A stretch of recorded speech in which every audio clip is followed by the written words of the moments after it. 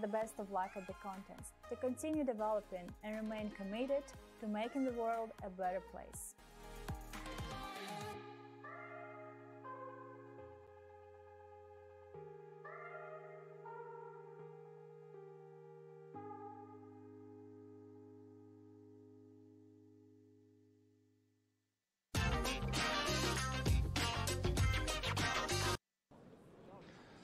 We're sorry about cutting Michael off in between. Yeah, so it was an interesting conversation, and we did not realize the video coming up. Yeah, so Michael, to conclude the thought, I still do think that there is a lot of work to be done on the remaining 6 problems and a lot of places where you can make a mistake. So I think nobody will solve everything by the freeze, and I still am more in favor of saying that nobody will solve everything, period.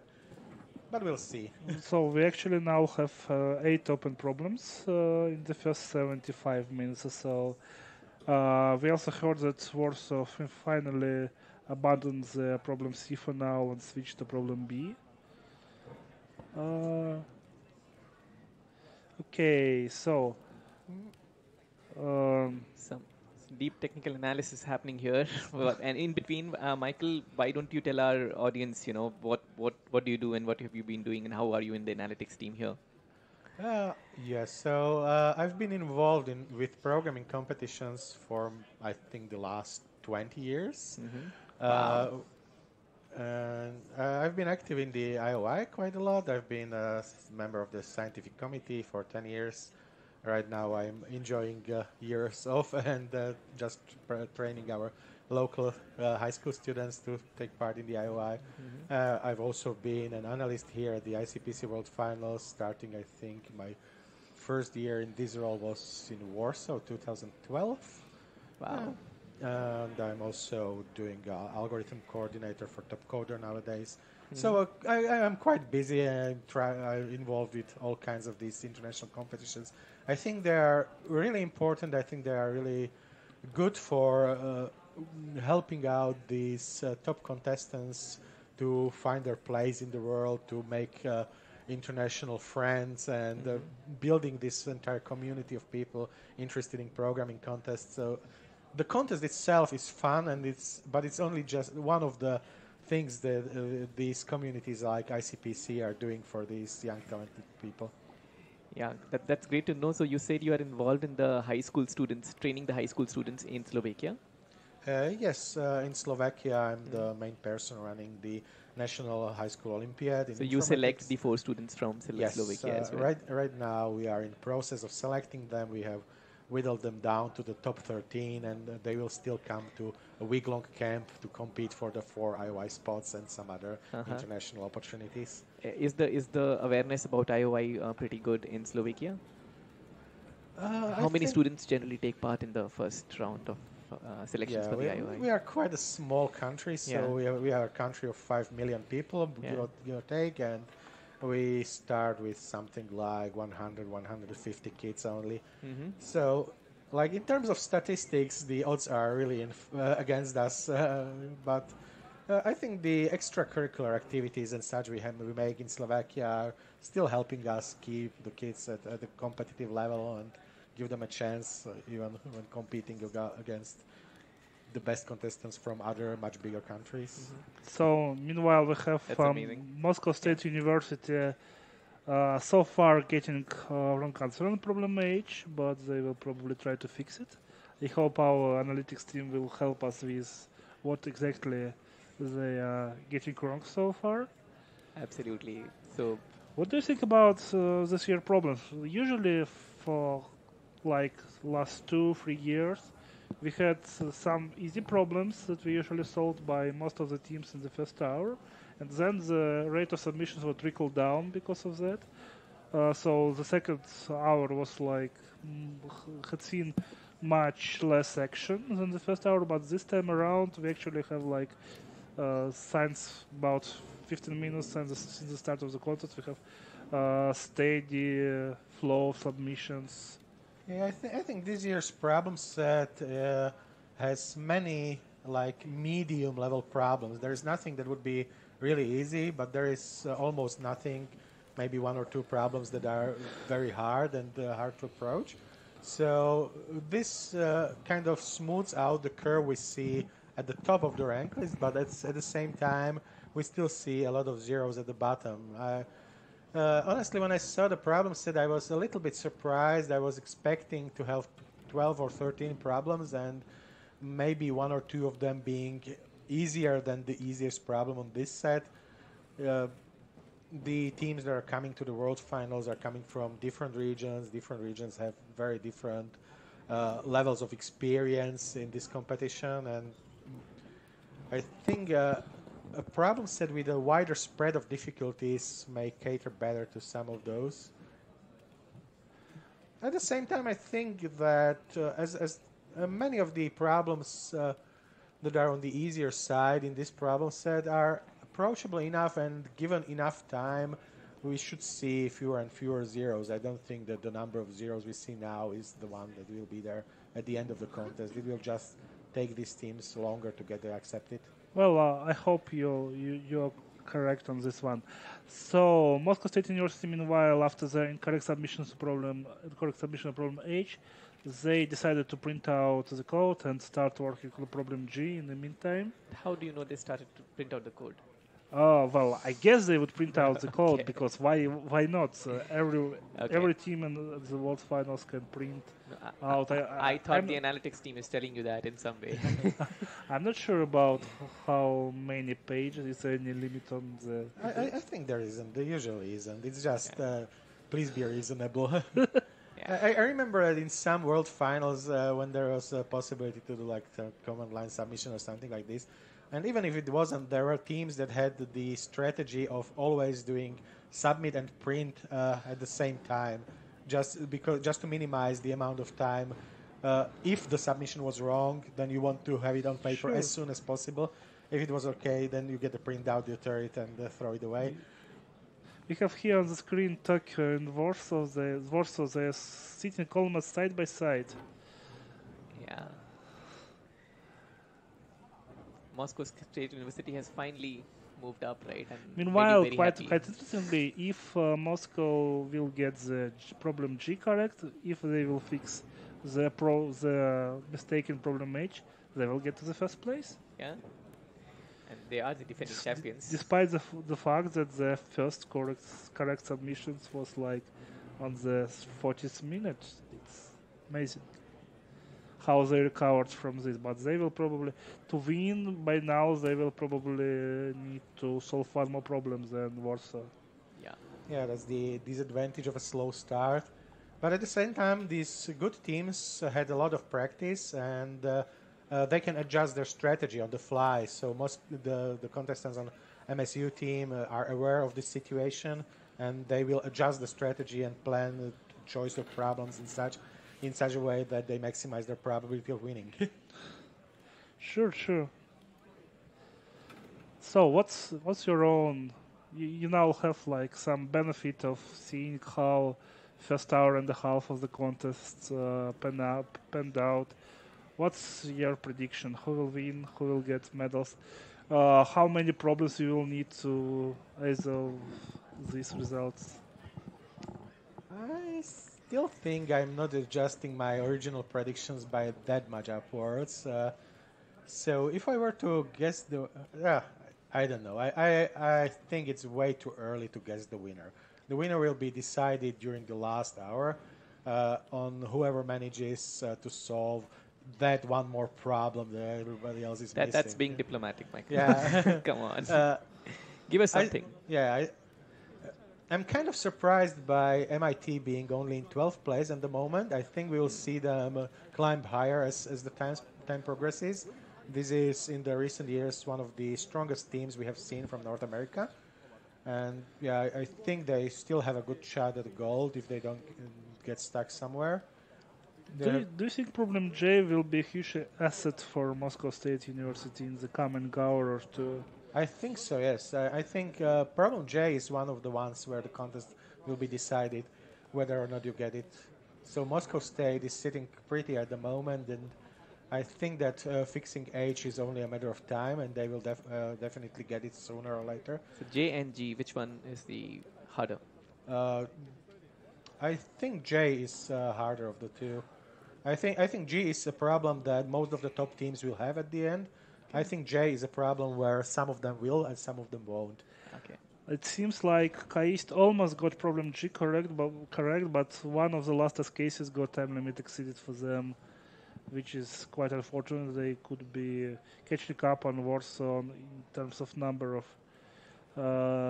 correct problems solved. Yeah.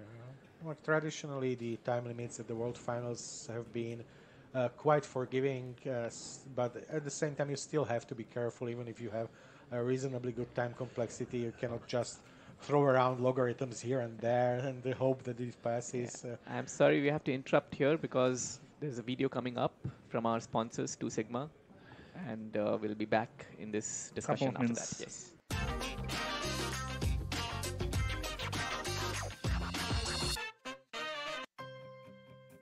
We are wired to connect.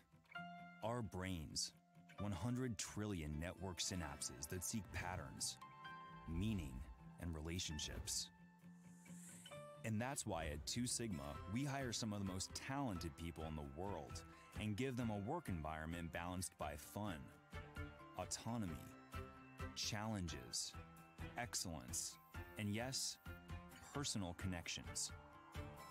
Because when our brains are engaged, when our people are thriving, they make game-changing discoveries in modeling, software engineering, and systems, which lets us find patterns, meaning, and relationships in all the world's data as we reinvent investment management. Through our investors, our work supports the retirements of millions of people worldwide, funds cutting-edge research, advances education, and benefits a broad range of philanthropic initiatives. So if harnessing the power of data and technology to help real people is something that excites you, let's connect.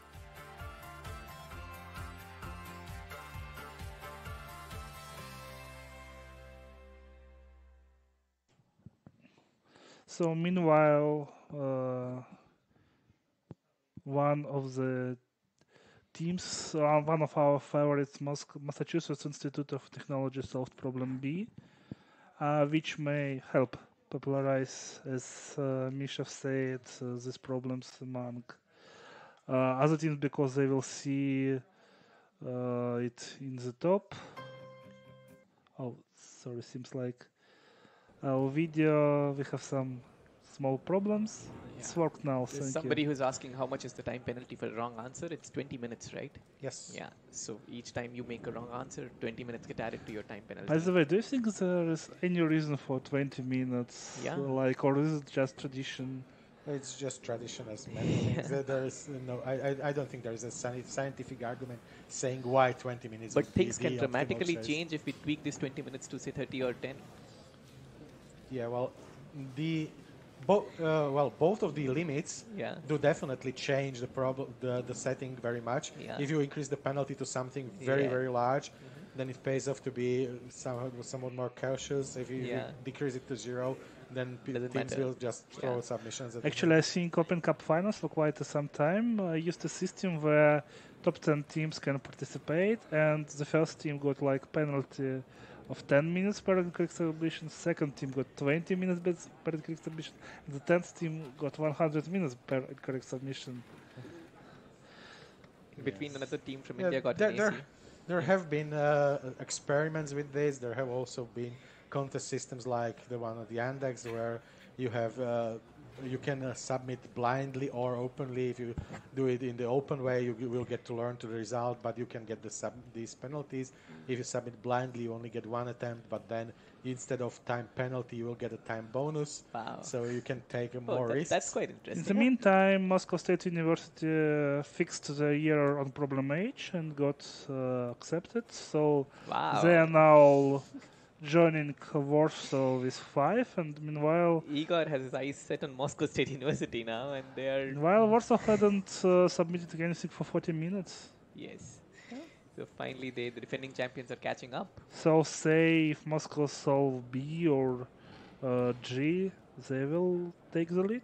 Yes. Yes, but yeah, at the same time, we can see that the time of Moscow State University is almost double the time from Warsaw. So Yes. definitely, in order to beat Warsaw, MSU needs one more problem. Well, unless Warsaw have yeah. something like Yeah. plus 20 on Yeah, it can always J. happen.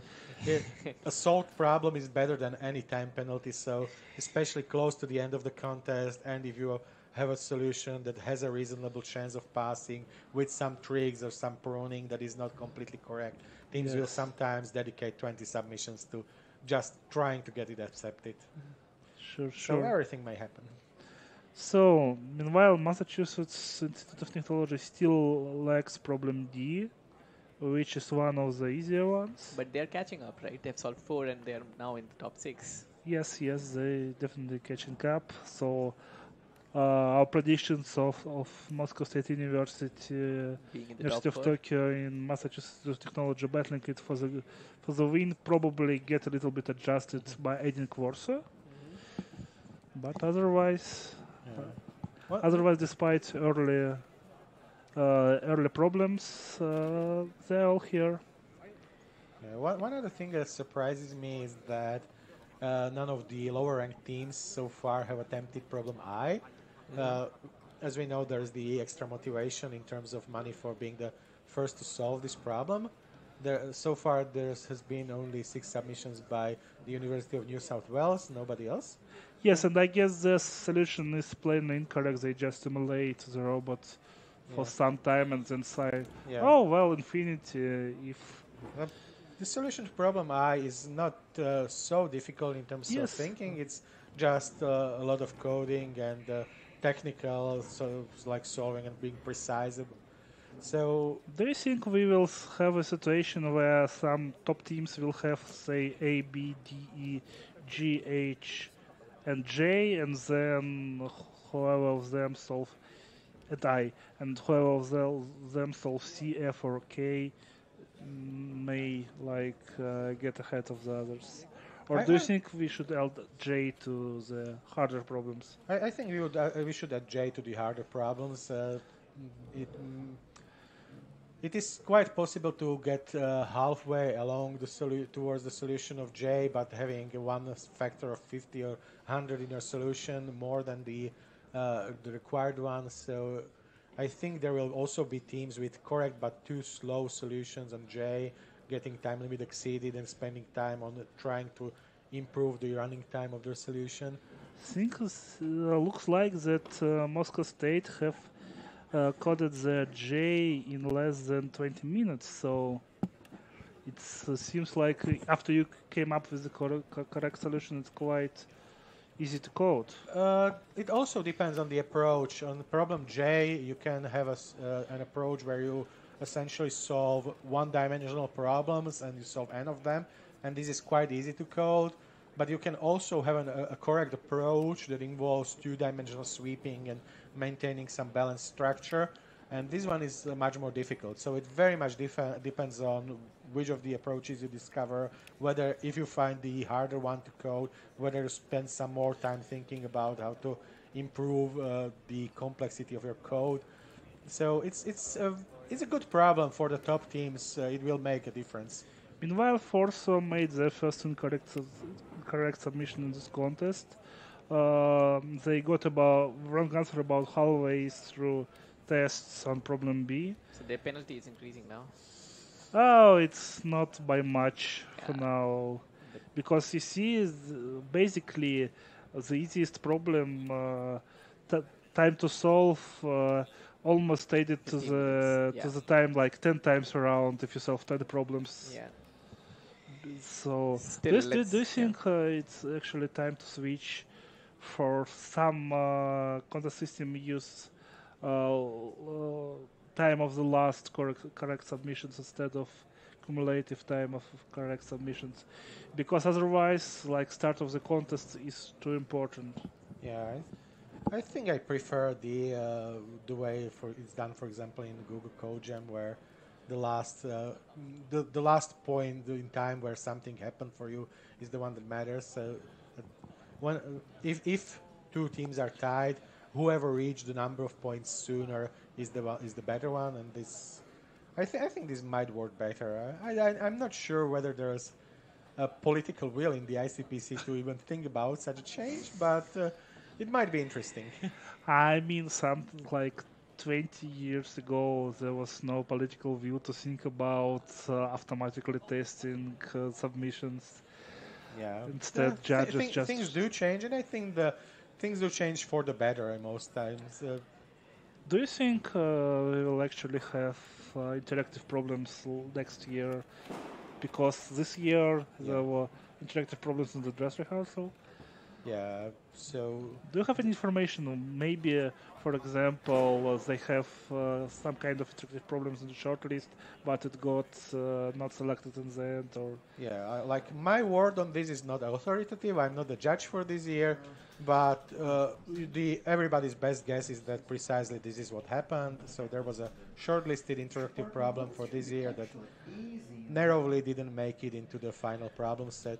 And in this way, it's also like very clear that the warning has been given in advance, and next year having interactive problems is completely fair game. So if you are going to be a contestant in the ICPC World Finals 2020, then be prepared for interactive problems. Yeah. In the meantime, on the screen we can see they are part of your analytics team. No. This is actually we have a team of veterans, Piotr, Gennady, and Mikhail, trying to solve the problems at the same time as the world finalists.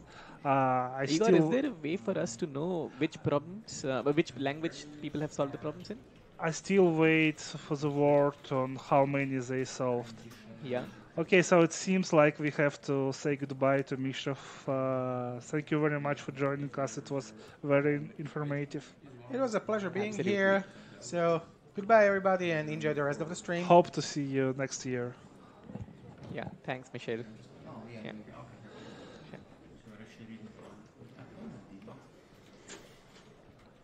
Igor, is there a way for us to know the languages in which people have solved the problem?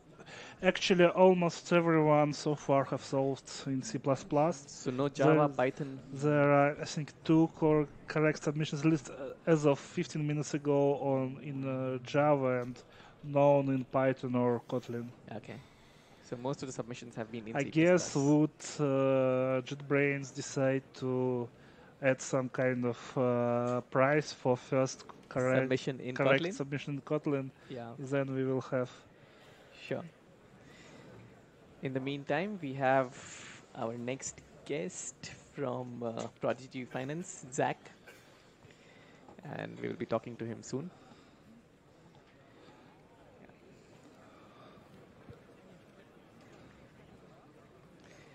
Prodigy Finance has been one of the sponsors this time of ICPC, and we have Zach with us now. Hello, Zach. Good to be here. Hello. Nice to join you all in the command center here. So, what do you think about the World Finals so far? Is this the first World Finals for you? It is the first World Finals. I actually just found out about ICPC in January of this year, so very, very new to all this, and I was blown away by the sheer scale of the competition across the world. A little bit about me and Prodigy Finance, so why we're here. We fund master students going to the top graduate schools Only abroad. the master students? Master students right now. Okay. That it's in the works to potentially later on serve undergraduate student population.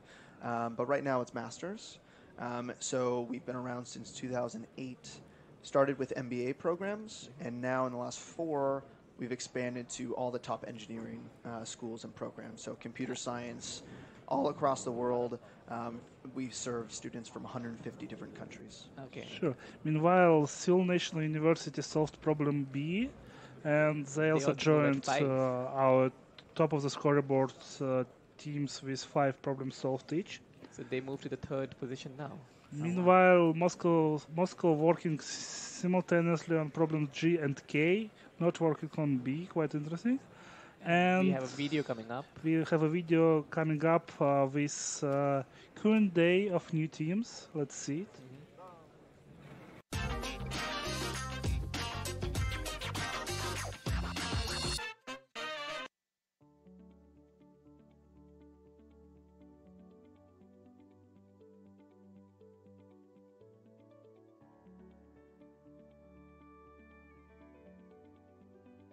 feel really good and relieved to finally achieve participating in ICPC.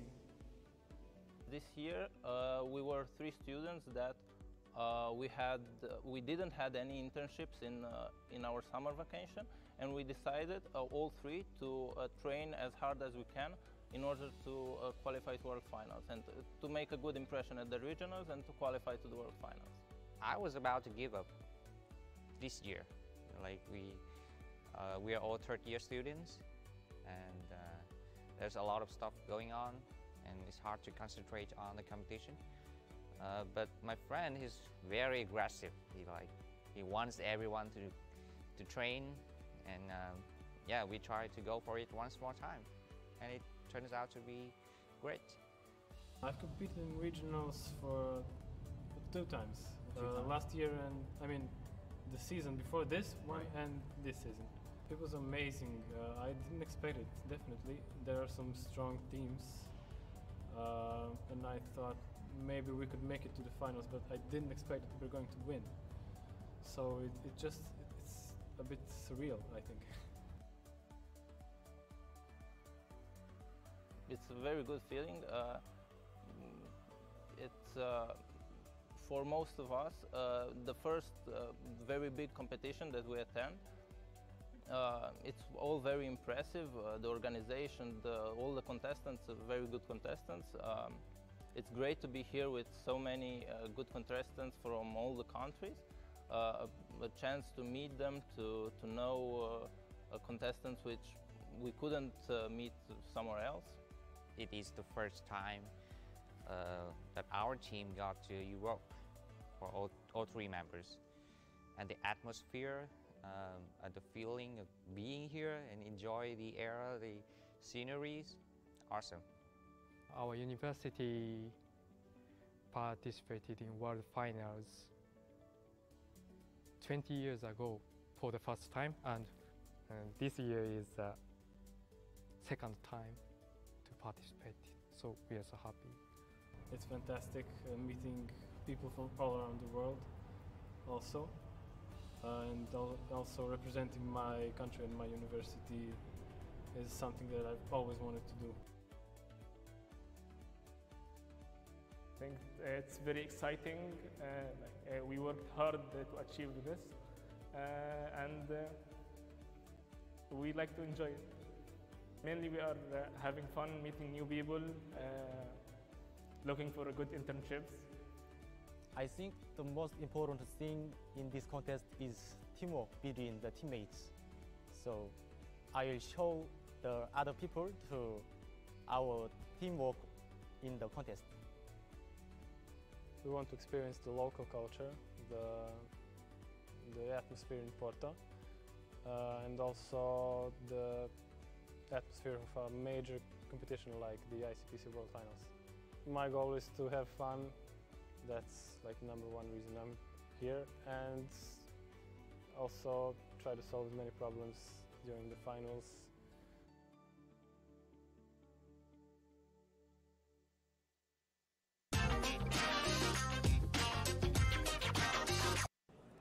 Meanwhile, Moscow State University attempted problem K. So far they have runtime error.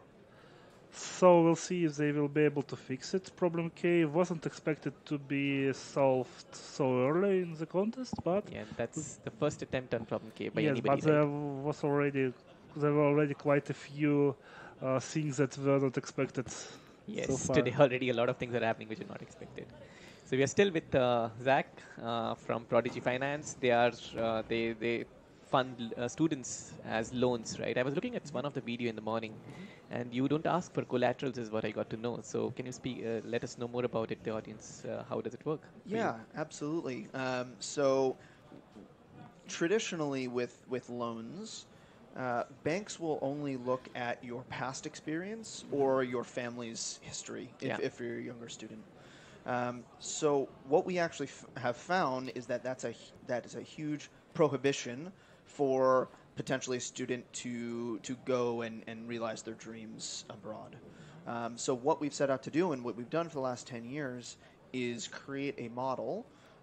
It's a predictive model based on data that we get from schools, from third parties, from students themselves, all on your future trajectory. So we look at a student, what you've done previously, what graduate program you'll be attending, and based on employment statistics from that particular university and a whole host of other pieces of data, we can predict reasonably what your salary and income will be after graduation 1, 2, 3, 10, 20 years after.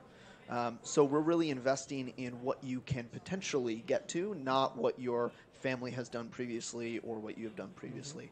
And in that, we are so confident in that model, and it's done so well that we do not require or ask for any additional pieces of collateral, cosigner. We don't get your family involved as a young student. It's all based on you and your potential. That's quite interesting, actually. Yeah. So, what has it ever happened that somebody has not been able to pay up? Yeah. So maybe they changed their goals or what they wanted to do. Absolutely. I mean, as a general rule, most of the students that we're working with are extremely driven, and the ones that are wanting to go abroad, they really have that drive to get a great job and to begin repaying and et cetera. But we are flexible with students in terms of, are they looking to get into, let's say, entrepreneurship, which is a more, a diverse kind of track. We can work out repayment options with them to make sure that they're still staying on track but have a little bit more flexibility. And then also what's really quite interesting about the sustainability of our model is we have loan agreements that are enforceable within 150 different countries. So as many of you may know, there have been some issues with banks, let's say in India per se, that someone takes a loan and then skips out to another country. Yeah. There's no way to actually enforce that. But our model is a global one, and then we've actually created this ability to enforce our loan agreement. So it's actually allows us to have a sustainable business and a truly global one, as opposed to being domiciled in only one particular country. How has your experience been at ICPC? ICPC has been incredible. I think the first time here, right? It's amazing to see the diversity and how excited all the students are. Everyone is so friendly and eager to learn and to speak with one another. It is truly, a global aspect here. Sorry to interrupt you, but we have a correct submission of problem J by Warsaw, which eliminates some of the some of the advantage from Moscow State University. Lydia is jumping there. I'm not sure what that was about. Okay. Not about what.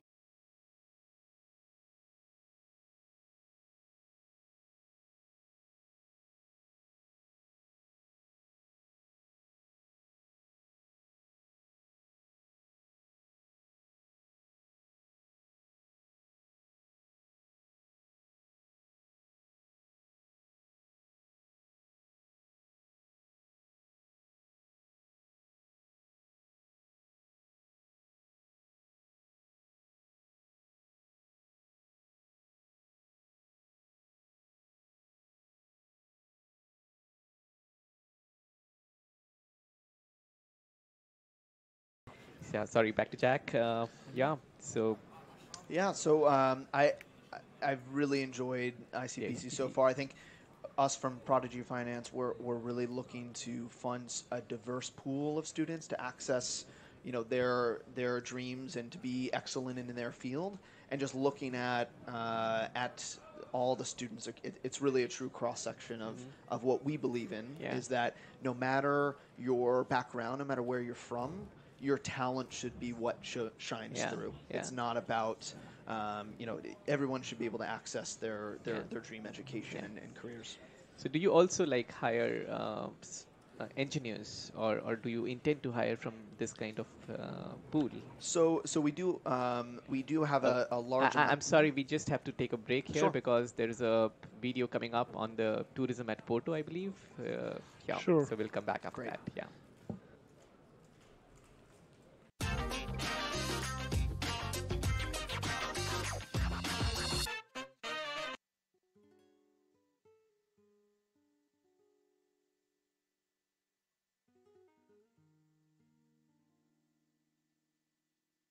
ICPC 2019 is here in beautiful northern Portugal for the World Finals, and we've been enjoying some of the sights in Porto and beyond. We took a trip to the city of Braga, a 40-minute drive from Porto to see the city that is at once historical and cutting edge. One of the most famous sights in the city is the cathedral, where visitors can see the beautiful and impressive double pipe organ.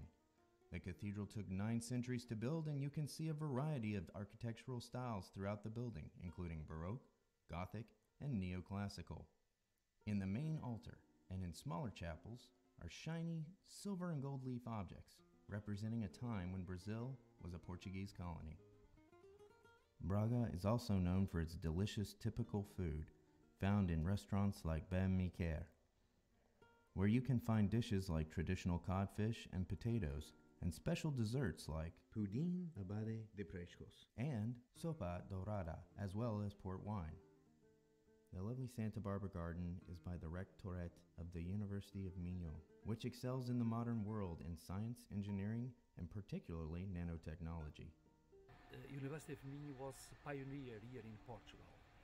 We developed our first degrees in these areas since the beginning of university, and for that sense, and in this sense, it was possible to develop a community first of students and professors, and then of entrepreneurs that contributed a lot to develop this area of economic activity.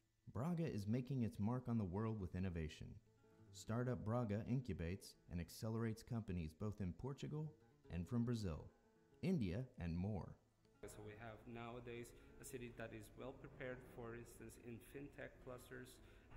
For instance, if you want to work in blockchain, you don't need to look for other city in Portugal. Braga is the place to be. Also, the self-driving car, many of the technologies that Tesla buys, for instance, are developed here in Braga at Bosch and Haptiv, and many other big brands from all over the world are moving into the city. So the success rate of Startup Braga is quite significant, both on the number of startups created, but also on the overall impact that they have, that the Startup Braga is having. With sites like the soccer stadium, an international award winner for architecture, Braga and northern Portugal are a place where you can see the historical, traditional, and futuristic in one place.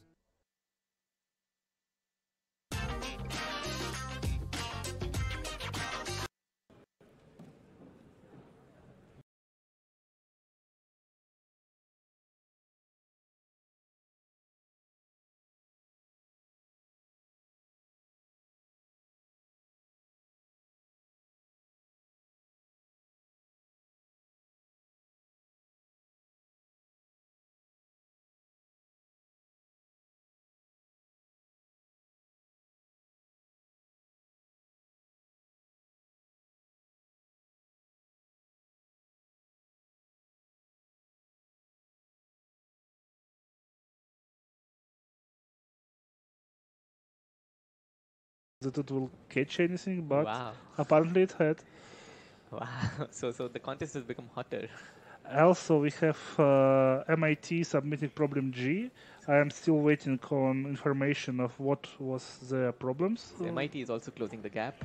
So yes. Now we have almost predicted teams in the top 10 at least. Yes, meanwhile, Seoul sending their fourth attempt on problem J. We'll see if it's any better than usual. Yeah. So, coming back to Zach, yeah, sure. You were talking about, do you also intend to hire people from this community, or what is it like? How does Prodigy Finance hire people? Yeah. So or you only hire finance people? No, so we have quite a global team.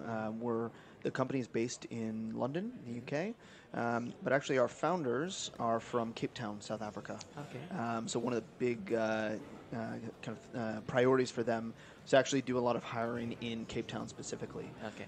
So we actually have a group of upwards of 80 software engineers right now in Cape Town specifically. We're a Ruby shop, so we actually are one of the top 2 employers in South Africa wow.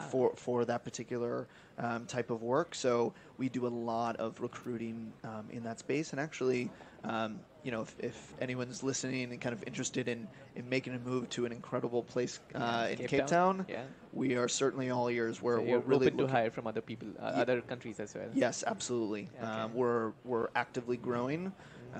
You know, more and more and more. I've been with the company now for 4 years, and we've grown, you know, probably triple of the amount of engineers we've had. So it's been quite a ride, and we're working to improve our product every day. So it's a really exciting place to work.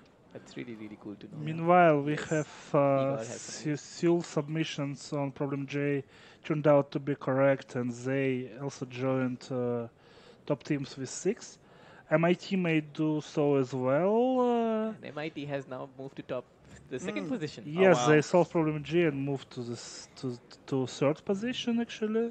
Third position. Sorry. Yes, yeah. And we have some kind of puzzle for our viewers. What does Warsaw's template do and how? So this is something that the users can guess. Yes. No prizes this time around, sorry, but... On the screen is IIT Kharagpur. That's a team from India. Meanwhile, it seems like Misha predictions that most of the teams will solve at least one problem by the end of the contest turns out to be correct. For now, already 108 teams solved at least one problem. Which means only 27 teams right now have Yes, not and it solved seems our host, Universidade de Porto, gets the third they correct. May get the third one correct problem, and probably yes. Anyway. So, do you have any more questions for our guest? Yes, I think it was great having Zach here. Yeah, I'm so glad to be here and to experience this firsthand. Yeah. It's been really an incredible experience this week. We hope you had a great time at ICPC, and I'm sure people who want to apply to Prodigy Finance and to get hired, they can do that for Cape Town. It's an amazing place. Absolutely. It's a great spot, and if anyone is listening, following on the live stream, if you're interested in learning more about funding your master's abroad, it's a really exciting time to be able to think about that, and we are going to be funding. Sorry, go ahead. 15,000 students we've funded so far. So if you go to prodigyfinance.com, and you'll also find us on the ICPC Facebook page as well. Thank you find for us coming there. by. Yeah, thanks. Thank you. Thank you, Zach, for your time. Yeah.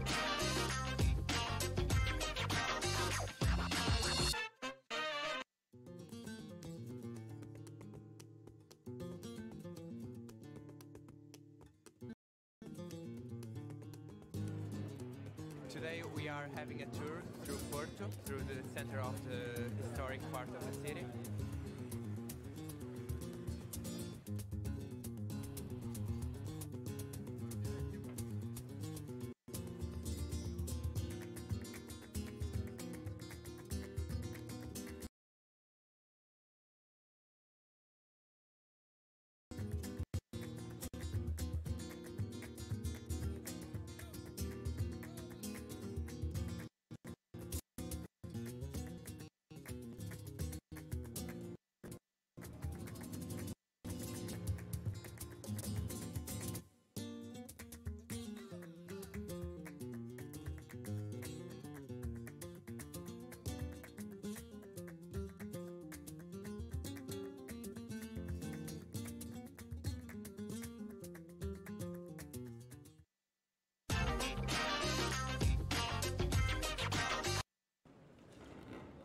And we are back.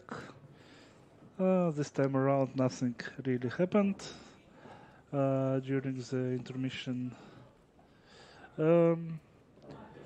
We have actually quite interesting. We have 4 teams that solve 6 problems. Yes, we have 4 teams. One team with 5, and then 5 teams with 4, and then all the others are no more than the 3. So we have 10 teams that solving, let's say 4+, and we have 2 spots in the medals that only solve 3 problems despite the leaders, and quite a few 4 teams solving 6. So I would say that good teams have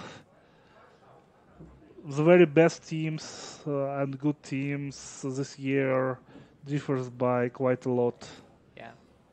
There's a shout out request from Pavan, so I'm shouting out to him, Pavan, and to all the Indian teams. Yes. All the best to the Indian teams as well. I think we can see that Moscow State University is working on problem K. K. We'll see if they will be able to fix. Two penalties on that, right? Yes, they have 2 runtime errors, I think. I hope they will fix it. And I also hope they will spend some time on problem B.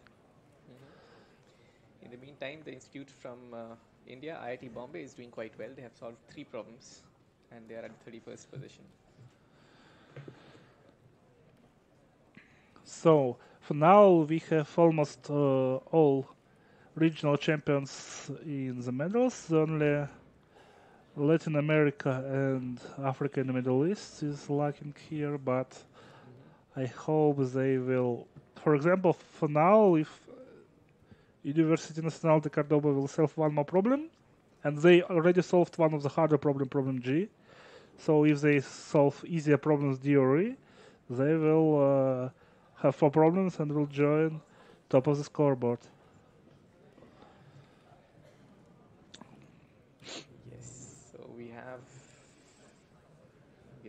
There are teams rooting for CMI. CMI is Chennai Mathematical Institute from India, which is supposed to be the strongest team, but they haven't really been doing as per the expectations from them.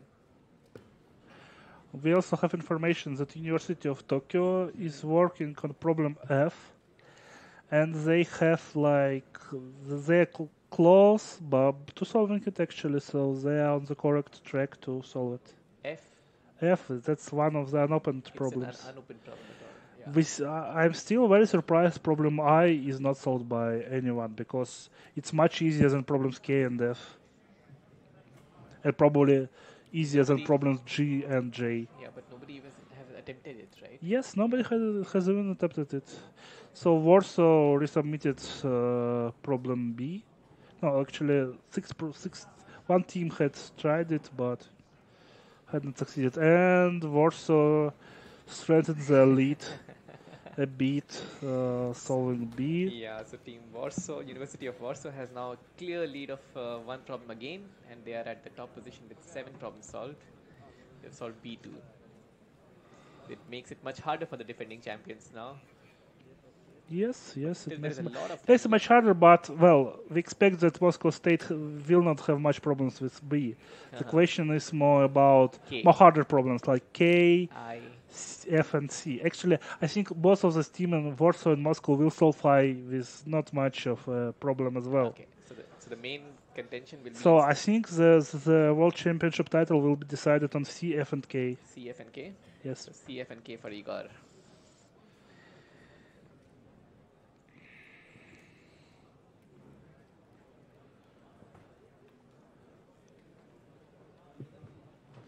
Igor, do you have any favorite ICPC memories with you?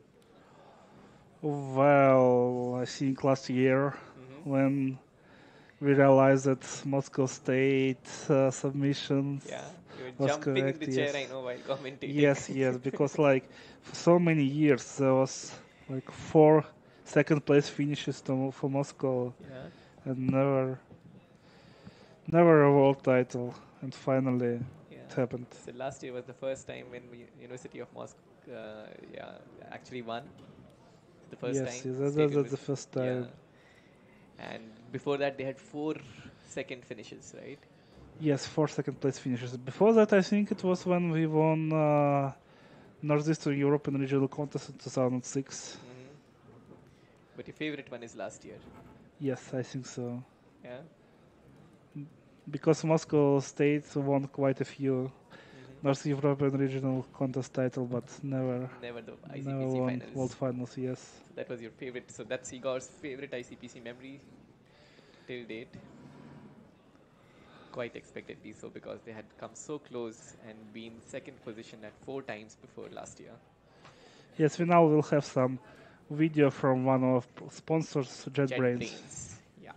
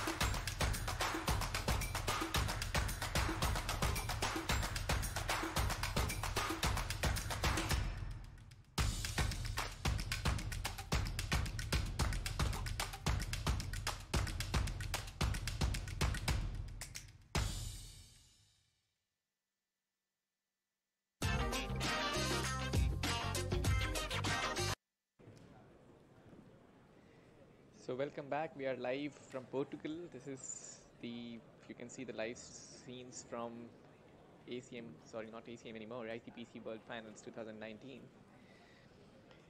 And yes, the contest is getting heated up.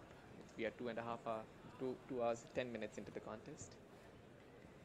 And University of Warsaw is taking a clear lead with 7 problems solved.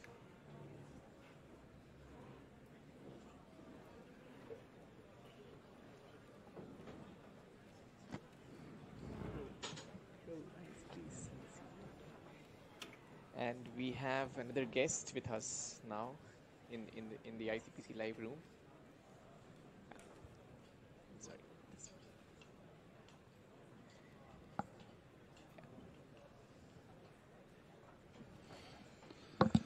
And we have Binita from Hawaii. Hi, everybody. Yeah, hi Binita, good to have you here. Likewise. Yeah, Hawaii is one of the sponsors of ICPC 2019 World Finals this time. So Vinita, how has it been for you this time? It's been a great experience, and I have come across a really great talent. And definitely, as I said that, and what Bill mentioned, ICPC is definitely a verb because it keeps you really pumping with the adrenal rush that I've seen with the people across. I have met good talent in terms of not only in terms of technology, but how exactly the entire environmentally friendly they are. It's building a good ecosystem for the future of the kids that I've seen who are really, really brilliant. That's amazing. So this is the first time at ICPC, right? Yes, so this is for me the second time because I was there for the semi-finals too. Oh. Yes, and then for the finals, yes, I'm here representing Huawei. And it's been really, really wonderful in terms of how exactly the last 3 days have been. Because we did have a contest for Huawei the day before yesterday. Yeah, there was a challenge. There was a challenge, and we have been doing such kind of challenges across for a couple of years. But then this time doing in association with ICPC has been really wonderful. Okay. And the team participation was nice. And if you would have seen, the accuracy rate was always 97%, which was like... So was it better than what you expected, or a lot better there? Yeah. A lot better there, because with the papers that were set and everything, it took us really a good long time. For the audience who do not know about this, there was a special neural networks challenge organized by Huawei this time, and the ICPC participants had to participate in that as well, along with the coaches, not just the teams. So this was because everybody doesn't really determine or identify the work goes behind this brilliant students. So every coach is equally in the stress, puts in equal hours and everything.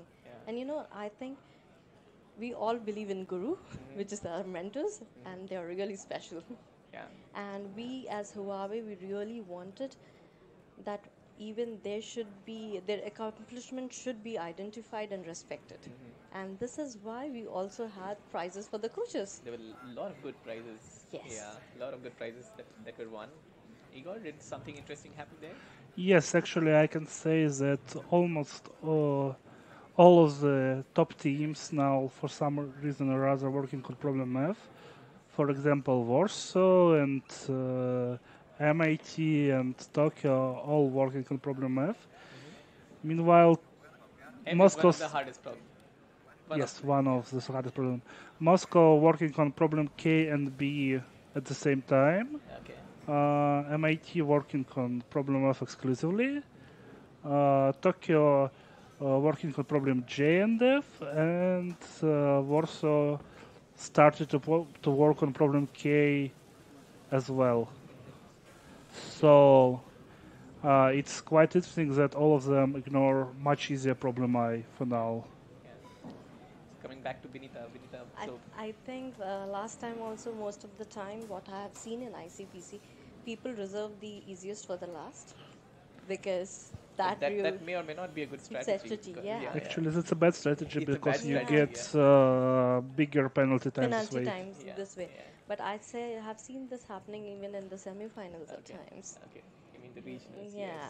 Yes. So Benita, coming back to your experience at ICPC, right? So what before that, what do you do at Huawei? So at Huawei, I'm into human resources. Okay. So I have been with Huawei for quite some time. I work for Huawei India, and now I'm working with Huawei France at Paris for the R&D center. So definitely I'm into human resources, but then I'm not a geek though. But then I do have an understanding of technology. And we were here to not only in terms of sponsoring the event or identifying the top talents, but also letting them know that or getting inputs as in like what better can we do to get a better environment for all of us in terms of work life and everything. So this is one of, because we were trying to hear from the students what are their perspectives, how would they like to do, and in terms of as well as for coaches, what they are looking for them. It's been, this is why I think it's been brilliant. Though I work with Huawei in human resources, but I have also been the part of project management offices and employee branding. Okay. So tell me this: did your CEO really tell it's my way or Huawei? No, it's not like my way or a Huawei. Okay, we need to just pause for a while because there is a video coming up which will showcase the University of Porto, who is the host for this, and then we'll come back after that. Yeah.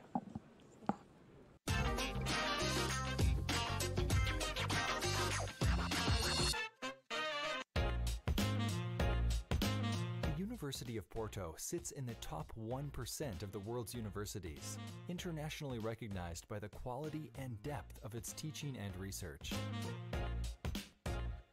As a comprehensive university, we offer courses in all study areas and all levels of higher education, from undergraduate to postgraduate programs. Reasons more than enough to be the preferred university and international students. A community of more than 30,000 that choose the University of Porto to develop their career path or a research project. We stand out as the largest producer of science in Portugal, authoring 25% of all the scientific papers published every year. In our research units, you may find some of the most productive and renowned European R&D centers. Consequently, the University of Porto is a driver for innovation, helping students and researchers turn ideas into new products, services, and companies. Hundreds of startups and thousands of new jobs were created in our premises, affirming Porto as one of the most innovative regions of Europe. Moreover, all this is done in one of the most beautiful regions and cities of the world, voted as Best European Destination. The city of Porto is itself an attraction, booming with life and culture, and we at the University of Porto would welcome you with open arms.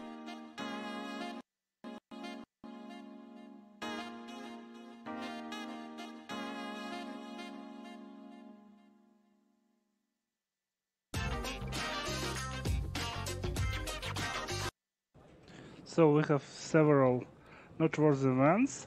First of all, Moscow State University tried one more attempt on problem K. This time around they have got wrong answer instead of runtime error. Also, it seems like Seoul National University on problem G, they're getting all the cases correct but one, which is time limit exceeded. So that still doesn't change a lot in the rank list yet, right? I mean, yes, because that was correct attempts. So. Yeah, Moscow State making a wrong answer on problem K. Okay, so coming back to Benita, so the highway and Huawei or my Huawei or my way. So you think the CEO did not say that? Okay. Yeah, coming back to the. I see everyone has their own perception. Definitely, I would say. And the style of saying it. So maybe the intonation has been something in between that people need to gaze at. Okay. So you're here at the ICPC for the first time. Huawei has been for the first time, right? And what is the takeaway from ICPC for you? So are you planning to hire people from here? Are you going to? yes. Yeah. Okay. So we did ask them to apply with us. Definitely, we are looking for a full-time opportunity, as well as we are more than happy to have internships with people. So we did ask them to apply, not only in the regions like the ones which we were there published right now, because we were not able to put everything on the a small slide. So in terms of your standees, because in the standees we have mentioned as Europe. Yes. And definitely we have mentioned China. Yeah. And then Russia. Yeah. So these were but we are open for all the locations, because I almost spoke to 135 teams. Not Yeah. I might have missed a couple of teams because we were taking turns. Yeah. So we did tell them that whoever wants to apply with us, we will be more than happy. And definitely we would, and we were also trying to meet up the teams that won the other day, the competition, so that we wanted to understand how they did it, because the problems that we gave, it was not only set for the competition, but something which was real. Yeah. And the participants did not even know that they're going to take part in such a challenge before they came here. Yes. Actually, it was announced later on. Later on. Yeah. Yeah. So that's.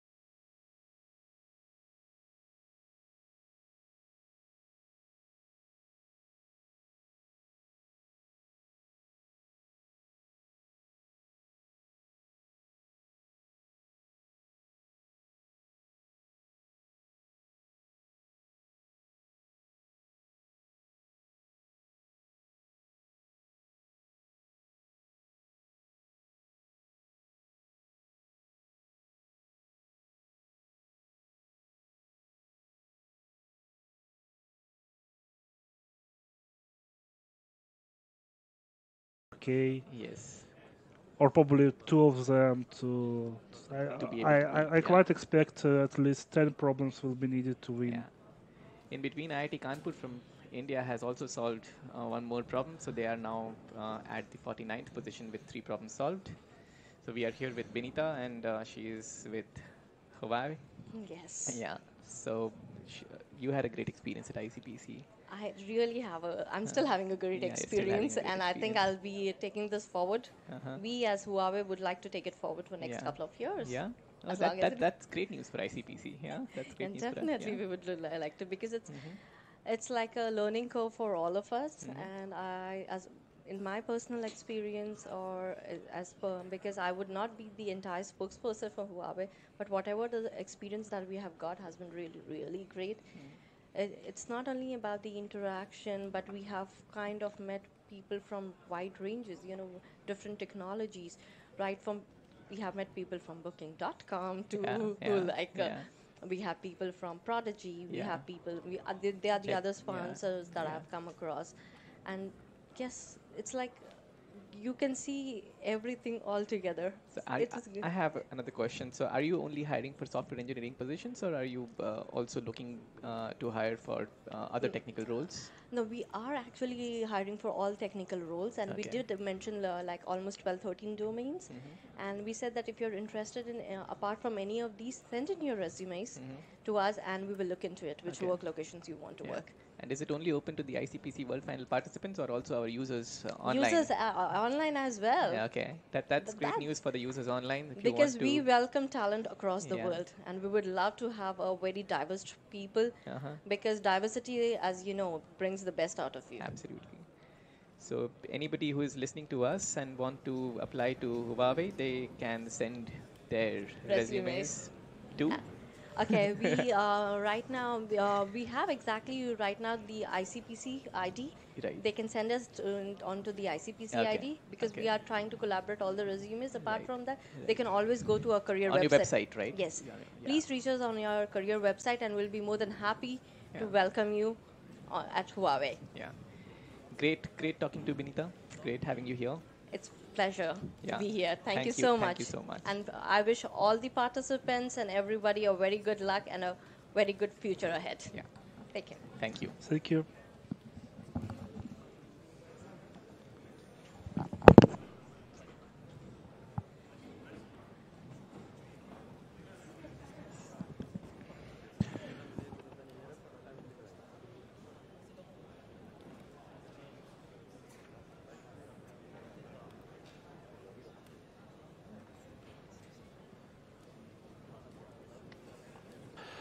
Meanwhile, we have Seoul National University solving problem G finally to join teams with 7 solved problems. It seems like Moscow State University is working on problems F and K for now. And we have our next guest. We have our guest Alexei. Oh, sorry. Yeah. Alexei, who is the Moscow Sovereign Deputy Contest Detector. Alexei, would you like to introduce yourself to the crowd? Yeah, to hello our for spectators? everybody. My name is Alexei. I am from Moscow Institute of Physics and Technology, and I'm somehow connected to the future World Finals. And do you have any announcement to make here? Oh, nobody knows, but I think next finals will be in a pretty place in a summertime. It's somewhere in the first half of the summer. I think it will be very interesting and big hall with near to some European capital, yes? Yeah, you're right. One, I could even say, is a city, one of the biggest city in Europe. Sure. And So as well, sorry for interrupting you. Yeah, as well, I am connected to the Moscow Workshops. I'm the founder of Moscow Workshops ICPC. That's Wow. Can you tell us more about it? Yeah, I have heard they're the finest workshops for preparation for the competitive programming. Yeah, we try to involve many students in that initiative. ICPC, we try to give them opportunity to train more, not only from a very known high schools like Oxford or MIT or Moscow State University or St. Petersburg State University. So everybody knows these high schools. And sure, I recommend for everybody to be a student of that school. It will improve your next career. You will have a high level of education. But unfortunately, the places is limited, number of places. So that's why we are not only focused on such very known universities and old universities. We try to make opportunity for everybody from that age, from 18 to 23, to involve in a competitive programming. So you don't allow high school students in this camps? We allow. You do? Yeah, we have a special Moscow Workshops Juniors. Oh, you have special workshop for them? Yeah. But the main idea to make opportunity for everybody, not only to educate online remotely. You know, there are a lot of different platforms like Codichieve, Codeforces. I think you already taught with somebody who connected with them. But to be engaged in society, I think we should have some real meetings. Absolutely. On-site meetings with the colleagues, and it will be better to have colleagues that will share your intrinsic values. Training in person can never be competed with training online. Yeah, they're different things, right? Yeah. So, just meet a lot of friends from different countries, and you know that several companies even established with students not only from ICPC society, but they are from different cities, and they work together. They establish new successful startups. They grow very quickly, And for that reason, during the last educational year, we provide these workshops as short educational programs.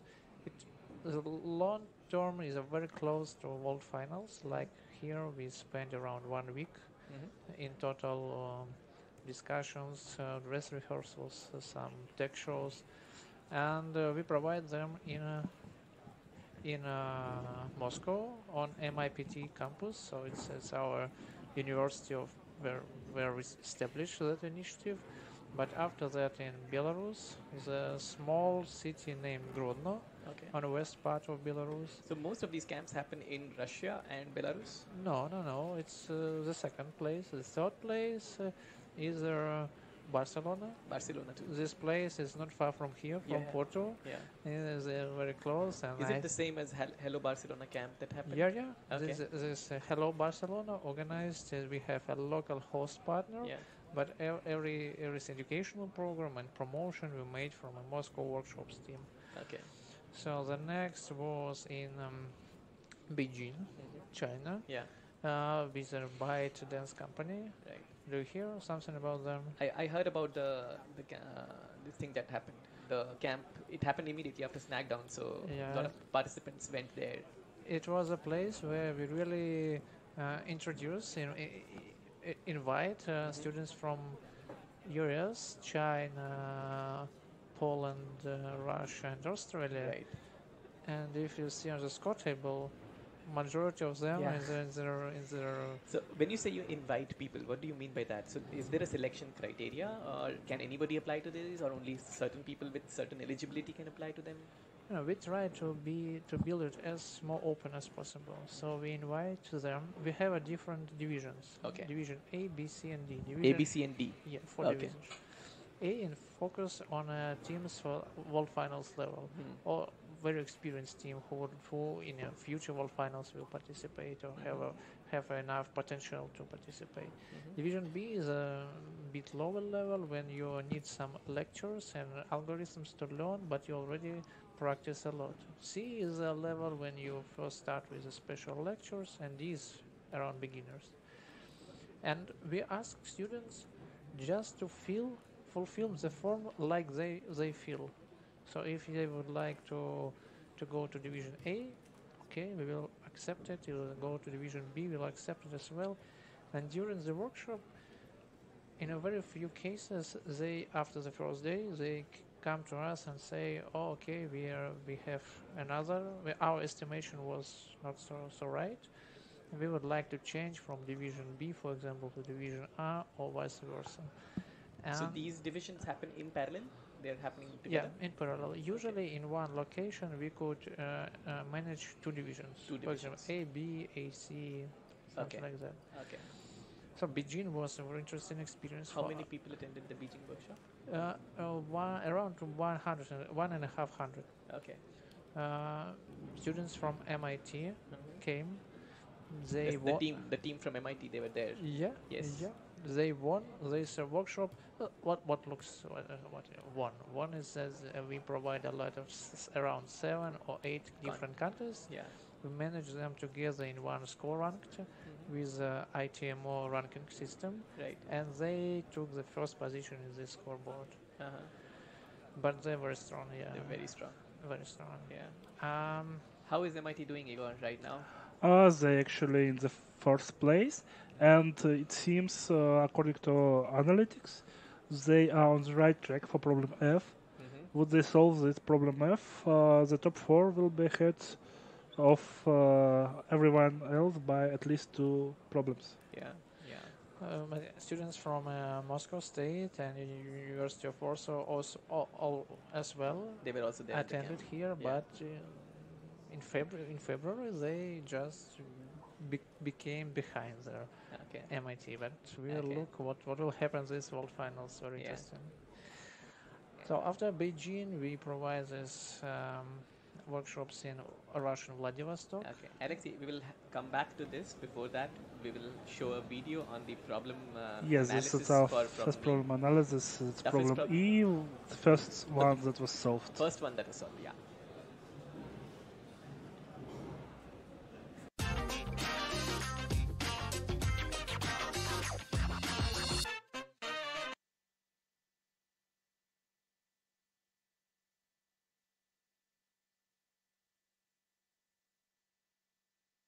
Hello everyone, I'm Misov and this is problem E, the dead end detector. In this problem, the contestants are given a map of a road network and their task is to detect all of the dead ends and to place the street signs. So the definition of a dead end is that it is a beginning of a street such that if you drive along the street, you cannot get back without making a U-turn somewhere. And so the task is to detect the beginnings of all of these dead ends and to place the signs, and additionally the number of signs placed has to be minimized. So formally what this means is that if you are driving, it should never happen to you that you encounter a dead end sign and later you encounter another one. So this is clearly a graph theory problem, and it has something to do with trees and cycles, because if you have a cycle somewhere you cannot have a dead end, because you can always drive to the cycle, drive around it and then leave in the opposite direction. On the other hand, if you enter some part of the graph that is a tree, then definitely this was a dead end and you will have to make a U-turn. So essentially the task is about detecting these trees that are on the side of the given graph. So how can we solve such a task? First of all, we take the graph, we break it into connected components, and now there are two possible cases. One case is when we get a connected component like this one, that is a tree. What do we see here? If a car starts in a leaf, it's immediately entering something that is a dead end, so it is forced that we have to place the dead end signs next to each of the leaves, and we can easily verify that this is sufficient. So this is how we solve a tree. And if the component is not a tree, what we can do, the easiest solution probably, is to start from the leaves. So as long as you have a vertex of degree 1, you remove it. You do this iteratively, so removing some of the leaves may create new leaves in the graph. You remove those as well. And as soon as you run out of leaves, it's very easy to show that the parts you have removed are precisely the parts of the graph that form the dead ends. And in order to place the signs, all you have to do is to take all of the edges that start in a vertex you did not remove and in a vertex you did remove and place the sign there. So that's the entire solution.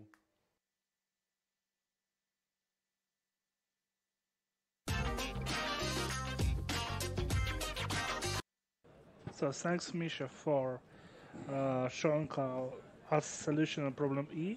In the meantime, we have two more teams that joined teams with MIT with 6 problems. That's University of Tokyo solving problem J and Moscow Institute of Physics and Technology with problem B, which I think you would be glad to hear about. Yeah, so the gap is closing up at the top in a way. We are still 2.5 hours into the contest and we are talking to Alexei, who heads the Moscow, the workshops. Yeah, the Moscow workshops, the finest workshops that happen for the preparation for ICPC. A lot of world finalists come from that workshop. So yeah, Alexei, you were telling about the Beijing workshop, how different teams. MIT was the strongest team that came from there, and thank you for your opinion about workshops. Yeah, we try to make a lot to give opportunities for different students here, and from that list of top 12 or teams who are supposed to be medalists, majority of them participated in workshops this year. But for example, last year for World Finals in Beijing, you remember that 13, not 12, but 13 were awarded with medals. Yes, because one extra team was given the medal because it was close enough. Yeah, difference was very, very small. Yeah. And from that 13, 10 participated in Moscow workshops in a previous 10 out of from 13. Yeah, you're right. Yeah. This year, I would like to continue that we provide organized workshop in Vladivostok, Russian Vladivostok, and Far East, and we established one new in the Middle East. It was a very interesting experience for all of us. I think not only for students. I hope that they enjoy this. So how does one take part? You need to apply online, or will you do they have to have certain criteria in selection, rating on some websites, or yeah, you should go to our website and you should apply online. And anybody can be selected? Yeah, we try to select everybody. Unfortunately, not every time we have enough capacity of our venue. Right. And that after that we would like to not only try to select, but maybe close this website with the registration. Unfortunately, you can continue it, but usually we try to attend everybody who would like to attend. And does it cost them something? Yeah. And do you provide certain scholarships, or what is it like? Yeah. Sure, it's like everything. We have some costs for accommodation, for meals, for education program, for city tours, and we try to package it in one price. So it's a one price for everything already included. And if you're a student, you should just somehow purchase ticket to that place and to pay once for all package. We try to make the scholarships. We made them. We have several IT companies from industry who cover some costs. It could be two ways. They could cover a part of cost for everybody, and the price will decrease. Or they could provide personal scholarships for several companies to cover their costs totally. But I think nowadays it's very important. It's not so difficult to find the small costs for students, even in IT, and it develops their soft skills. So what do you think? What they should do to raise some money? Yeah. Do you have any ideas? So how to raise money? For attending the Moscow workshop. Yeah, there can be plenty of ways. Through the social media is there, and you have friends, you have people, you have companies who can potentially hire you through them. Okay. Yeah. So that's how they do it. They could ask your dean, your provost. Yeah. They could ask you the local. Sometimes the universities also sponsor. I met somebody who is also a problem setter on CodeChef. He attended a Moscow workshop just before the ICPC. For example, it's a very common system in Russia. A lot of universities in Russia try to support students to improve their skills and to send them to different training workshops or training camps. After your university, you go to raise some money from industry just to have a negotiation with them, to have some meetings, and if not, you could send a letter to the Facebook headquarters. And say, hey, I am a and good does guy. Facebook headquarters respond to that? Why not? Okay. Or Google or some other global company. Hi, I am a good person, but I'm rather young. I am not just on enough, a lot in my short life, but I built on in several months. And that's an interesting strategy that Alexei is proposing to all the students who want to attend the workshop. You can write to and cannot afford to pay the price. You can write to the companies, and who knows. And it develops soft skills. Absolutely, it does develop some skills which are not technical but also needed very much in terms of how. But in my personal view, in modern life, we always combine technical and soft skills. For example, if you lead a team of 3 students, you should somehow motivate them. Absolutely, you should somehow raise the spirit of the company, of the team. And if it's in a real life and you have a team in just a group in a big company, you're not a CEO. Absolutely. You're not a founder, but you're just team leader. You should somehow feel the motivation, the emotions of your colleagues. Even you should somehow manage the small budget you have in your team. Coming back to the workshop, so how many workshops are you planning in the next year? Oh, it's a very interesting question. So let me just count once more. Last year it was Moscow, Barcelona, Grodno, Vladivostok, Oman, Campina and Brazil, and Moscow once more, 7. This year we're supposed to do at least 7 or maybe 10 different. Maybe 10 different. Meanwhile, we have some new information. Okay. So Moscow State University is finishing problem F. Meanwhile,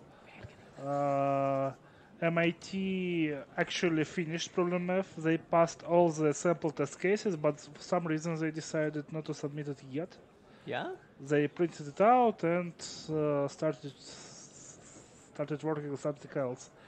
Wow, that's interesting. Meanwhile, Warsaw working on problem K. Warsaw is working on problem K now. Yes, we are still looking for why Moscow's problem K is failing. And we will now see a video from Huawei. Yeah, yes. we're our sponsors, so the video coming up, and then again we'll come back to Alexei. Yeah.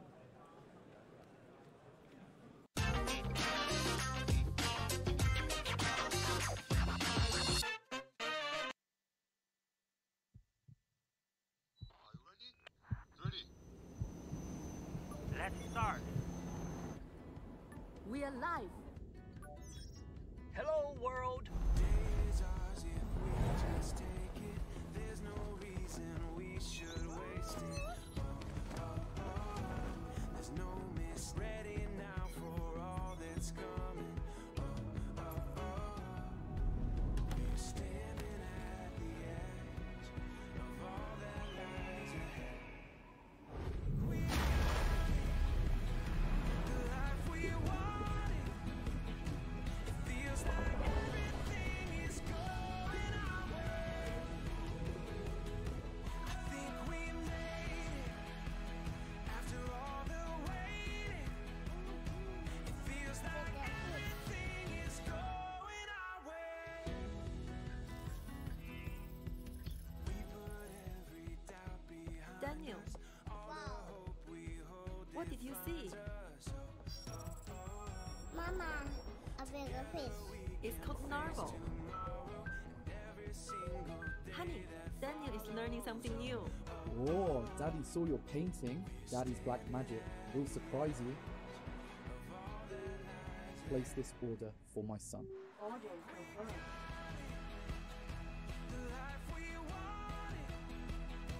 It feels like everything is going our way. I think we made it after all the waiting. It feels like everything is going our way.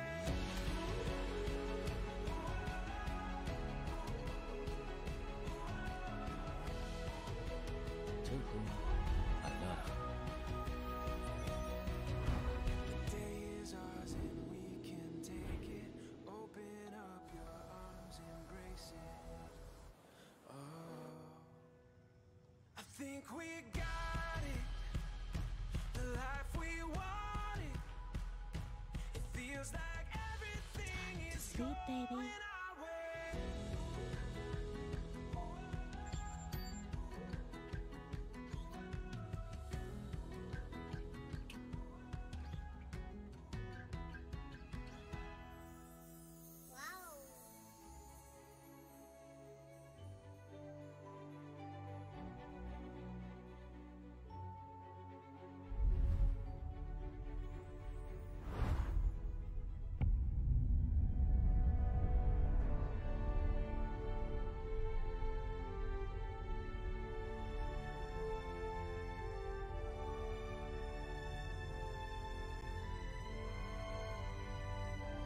Mother Earth, I'm connecting to the future.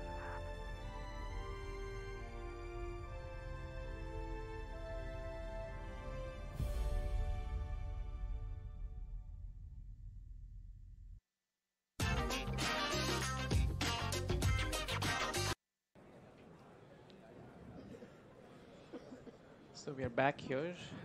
We are with Alexei. In between, Moscow State University made a wrong submission on F. So they're still at 7. So yes, Alexei, we were talking about...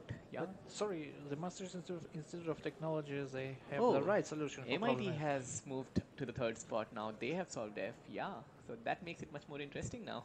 So they're the Yeah. first team to solve F. very strong competition. Very, very strong competition. So finally, it's like it is being predicted because MIT was way below at the start, and they have now started moving up. I could just share some story with that I have. Sure. Last year, a conversation with the president of MIT, the Mr. Rafael Reif. We have our advisory board at Moscow Institute of Physics and Technology, and Rafael Reif, he's the head of that board. Okay. At last year, after World Finals in Beijing, you remember that the day of World Finals was the 19th of April. That evening, I came back to Moscow, and next day, the 20th of April, it was the day when our advisory international board have meeting, and you could imagine I have a flight during all night. It was not so funny morning for me, but but I came. Yeah, I should do it. I came, and the first person that I meet was the president of MIT. Yeah, and I just flew from the World Finals. Yeah. Yeah. In that situation, I should talk at least something. Yeah. And I speak to him.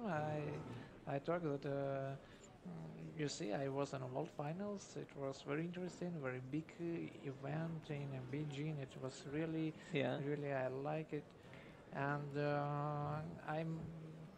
he asked me about the score table. Yeah. Who was the first? I showed him, and our students from Moscow Institute of Physics and Technology. It was another team that nowadays Moscow State University was the champion, right? Yeah. But MIPT. MIPT. Last year it was other team that participated in the finals. Right. Today we have a different team. Yana team. Yeah, different team. So they took the second position. Yeah. And I showed him the results, and he looks through and finds the team from MIT on 11th place. Yeah. Sure, he congratulates me with such results, but said one, I think, very important question, a very important message, that I should came back home to MIT and correct something. So the president of MIT told you this, that you should think go to MIT and correct something there. I think he did it. He did it. So he went back and he fixed it, and he made the team strong enough to be one of the gold contenders this time. Yeah. Nice. That's an interesting story. Actually, fun thing about MIT team, they have 3 persons who already were in the World Finals. One of them was last year, 1 year before that, and 1 3 years ago. Wow, that's a very interesting trivia. Igor, where do you come up with all this? So all the I have three all the members- information. Yeah. Meanwhile, Moscow State University has one of the contestants working on problem K, one on problem F, and another one on problem I. Wow. And that's problem I. They started on problem I is very good. I think they would solve it in 10 or 15 minutes. Because that's is really easy problems that got overlooked by everyone. Yes. So I is something that Igor is fascinated from the start. Why nobody has attempted I so far? Hopefully, Moscow State University will be able to solve them. Yes, I sure hope so. Yeah. What about problem C and K? No, not already yet. K, solved it? yes. K1, no, nobody has solved it so far. K has only made attempts. Moscow State University has made attempts. Yeah. So yeah, Alexei, coming back to our conversation, right? So yeah, I'm sure the president of MIT had some role to play to make the team stronger. Now, apart from the Moscow workshops, what else do you do, and how are you associated with ICPC? I play a role like a leader of Moscow Institute of Physics and Technology since 2010. At MIPT? MIPT, when we started this initiative. To be honest, we just established our first educational programs in bachelor and master levels for computer science around 2008, I think, 2009. So the first contest for our students maybe 2009. And after that, we, with the society in Moscow, improve our sub-regional contest. So you know that Moscow is a part of Northern Eurasia contest, right? And we have our sub-regionals, as we named it. So it's a necessary selection to attend the Northern Eurasia contest. Um, but what we did during the last 2 years, we add some previous selection necessary for students. Oh, so you have one more step. Yeah, one more step. Okay. We have a lot of discussions about that because you could see if we add something, a step in addition, we were not sure that the number of participants will increase because you should made a longer way to the world finals. But fortunately, what we made it in on different sites, and we just add. We have our website with a one button to register like a team. What we do, what we did in addition, we just add one more button to register like a venue. Okay. For the selections to the sub-regional. Okay. And fortunately, in the first year, we got around 10 different universities who opened their doors for sub-regionals. For selection for selection for sub-regionals. Yeah. So now, how many rounds do they need to participate to come to the world finals?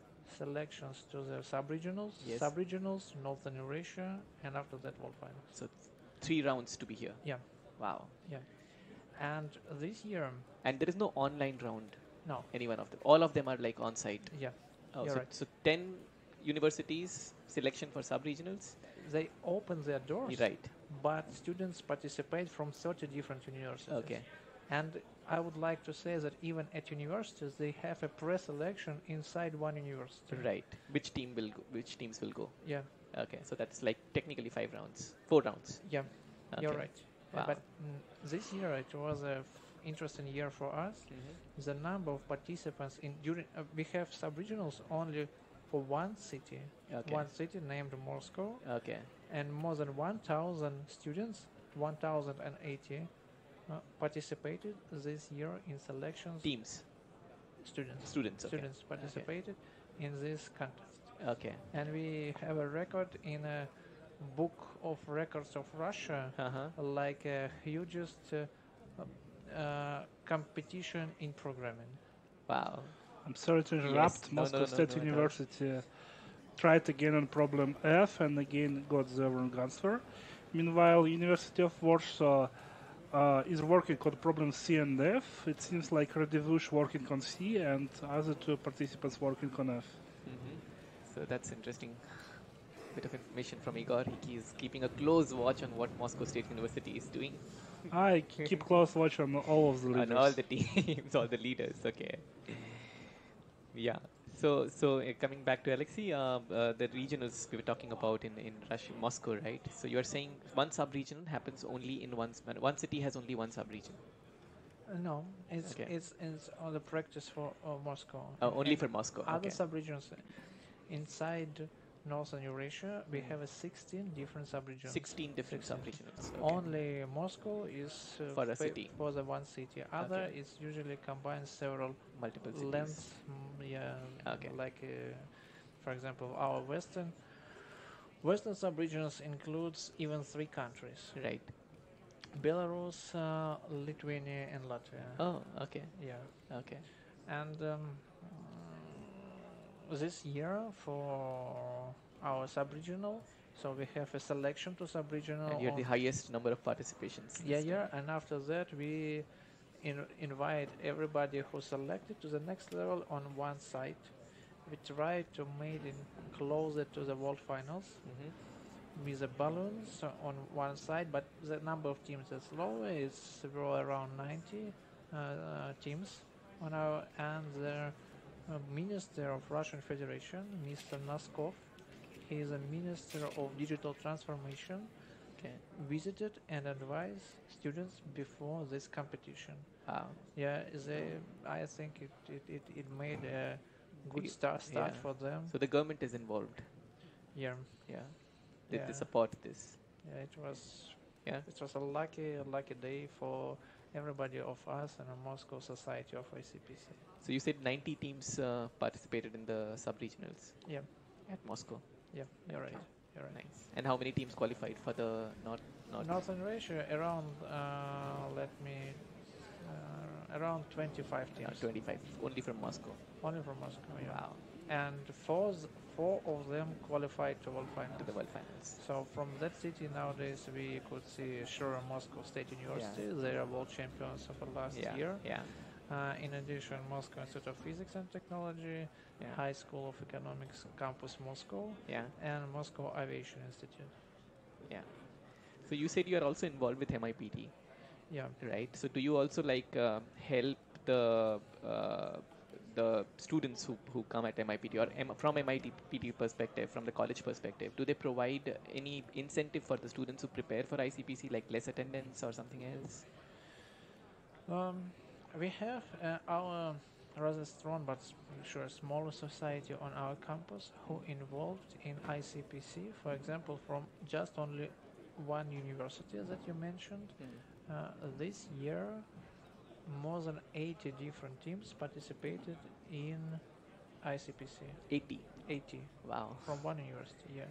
But I would like to say that majority of them do it for fun. Right. Because it's very interesting. We have a campus outside big city. It was a first campus built in Soviet Russia, but looks like a Western campus because you could see my T-shirt. Yeah. Do you know this person? I'm sorry. This person is a rather famous physicist from Russia. It's a Pyotr Kapitsa. He's a Nobel Prize winner. Okay. And he one of the founders of the. Can I take a picture? Sure. He he one of the founders of our university. Together with other very famous scientist Nikolai Semyonov, they spent around 12 years in Cambridge when they were a young scientist at Rutherford Laboratory. Okay. And after that they came back to Russia and established several research institutions, and they were the authors of idea of our university named in Russia Phystech, or Moscow Institute of Physics and Technology is the same. The idea of that university. I could even made. That's why our campus outside a big city like Cambridge, Harvard, Oxford. I could share one more story connected to Pyotr Kapitsa. He was a young man, like our students are today. He was rather smart, enthusiastic, and tried to solve problems not in ordinary way. So he has internship for Rutherford Scientific Laboratory only for 1 month. Okay. If you're a big scientist, those days Rutherford already was a very famous physicist. He was a Nobel Prize winner, and if you have a big laboratory, you have a lot of internships. Right. So if you're a leader of that laboratory, maybe you even not know everybody who has internship. Yeah. But Kapitsa stay here for 1 month. He liked it, and he would like to stay and continue the scientific research with the laboratory led by Rutherford. He came to the Rutherford and asked him, could I have who could I be your staff, or could you employ me to that laboratory? Rutherford said, oh no, sorry, but we have no free places today. But it was not the end of the conversation. Kapitsa asked Rutherford, okay, but together we here provide a physical experiments. What a mistake that usually we made in our experiments. You know that in physics we can't measure something with a very Alex, exactly. we have to hold on to this because another video is coming up. So we will continue. We will definitely continue here. We have to, So daily wrap up coming up for our users.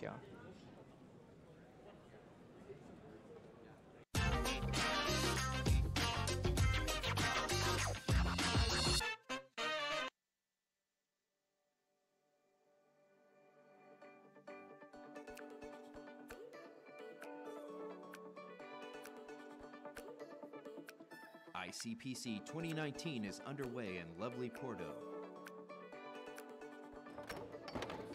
Today we made the contest opening official with presentations and registrations. Old programming tool sponsor JetBrains got things going this morning with interesting presentations on technology. After a welcoming lunch, it was time to take care of business as teams and coaches registered officially, getting their contest t-shirts and having paperwork and materials checked. Regional contest directors got together to hear about future World Finals plans and to make plans for challenging contests for the next year's tens of thousands of students who will compete for the World Finals spots. Tomorrow, the teams will get a look at beautiful, historic Porto.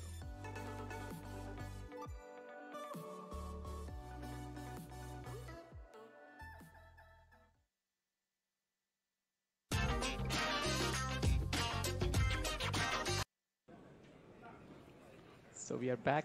We are having a conversation with Alexei. Igor, what's the scene now? Anything interesting that happened in while? Well, Nankin University joined the group with 6 problems, so we have 4 teams with 7 and 5 teams with 6, and then quite a few teams with 5, down to 21st place. And did everyone solve one problem at least now?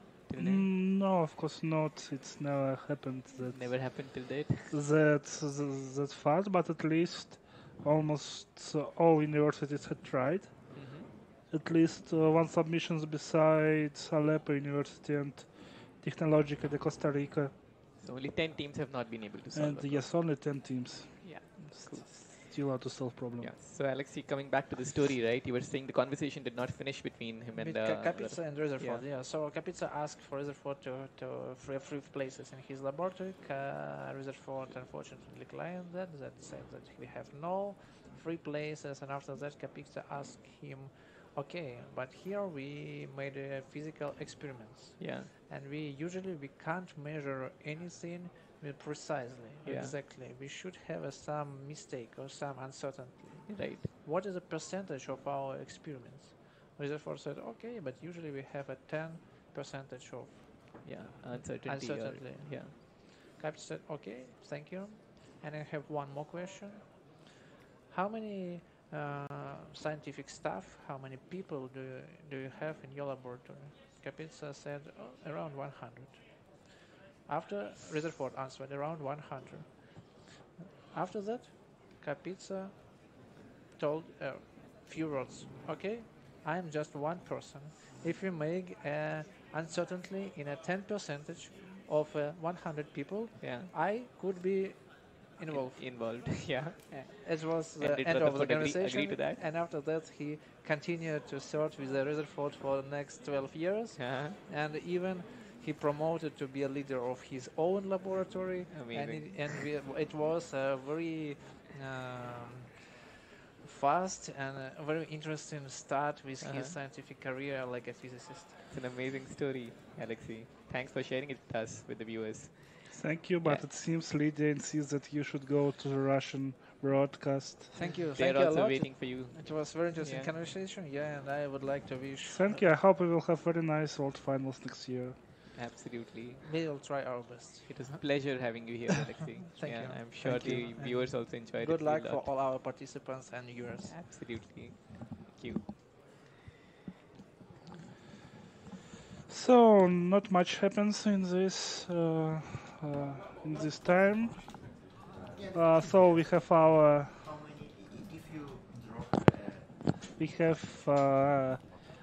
team, special team consisting of Tourist, Piotr, and Gregorian working, I think on probably mine now. They probably have 7 tasks solved as well, as far as I understand at the moment. But they were much slower than Warsaw, I have to say. Yes, they are. Looking at the Indian rank list, IIT Madras has solved 4 problems now, and they are at 34th rank, which is quite decent. Meanwhile, interesting fact, of the top 7 teams, 6 are from different regions. Oh, wow. That's another very, very interesting stat. Igor, thanks for that. Can we process? We only want the order. Anyway, That's the only thing that we can. looking. What's the reduction? So, our analytics tell us that Warsaw actually have finished on problem K, and they are getting correct results on the samples. I wonder if we will have submissions in a short while. Basically, if we don't do One more interesting stat. Among the top 20 teams, 6 are working in C-Line, 5 are working in VIM, 4 are working in Genie, and 2 are working in Gedit. Wow, that's another interesting thing. No, all of them are working in C++. Yeah. That's also quite expected. Most of the submissions so far were in C++. A couple, about 20 in Java, and a couple in Python. Oh, we have couple in Python. Yes, we have couple in Python. Amazing. Nothing in Kotlin yet. Nothing in Kotlin yet. I just want to. Yeah.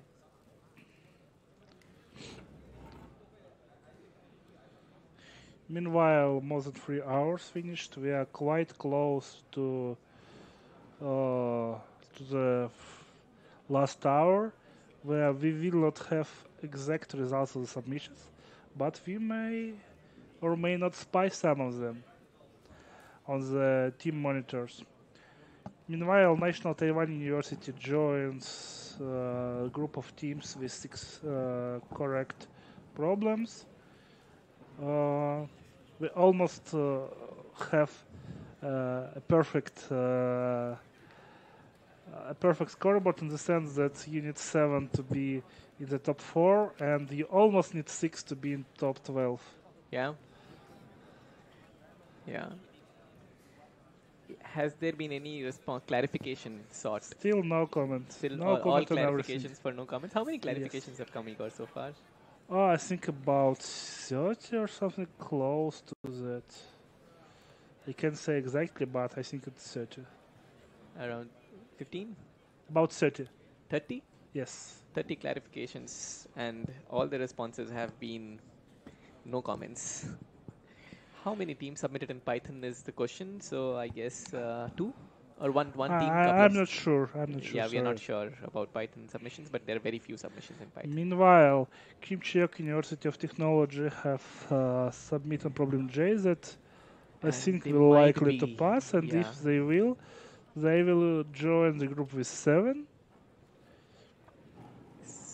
Quite impressive for a team that we know almost nothing about. Yeah, they're from North Korea. So they have solved their first time at the ICPC finals. They've solved 6, and they're on J, and most probably they can get a AC on J. Yes. Oh yes, they get an AC on J, and they are in the top 4 now. Top And 5. actually, top 5, yes. Top 5 now, yeah. They are trailing a bit on penalty time. Yeah, but that's a very, very, very impressive performance for the first timers. Sure. Yeah. Meanwhile, University of Tokyo are working on problems B and F. MIT is starting to working on problem K.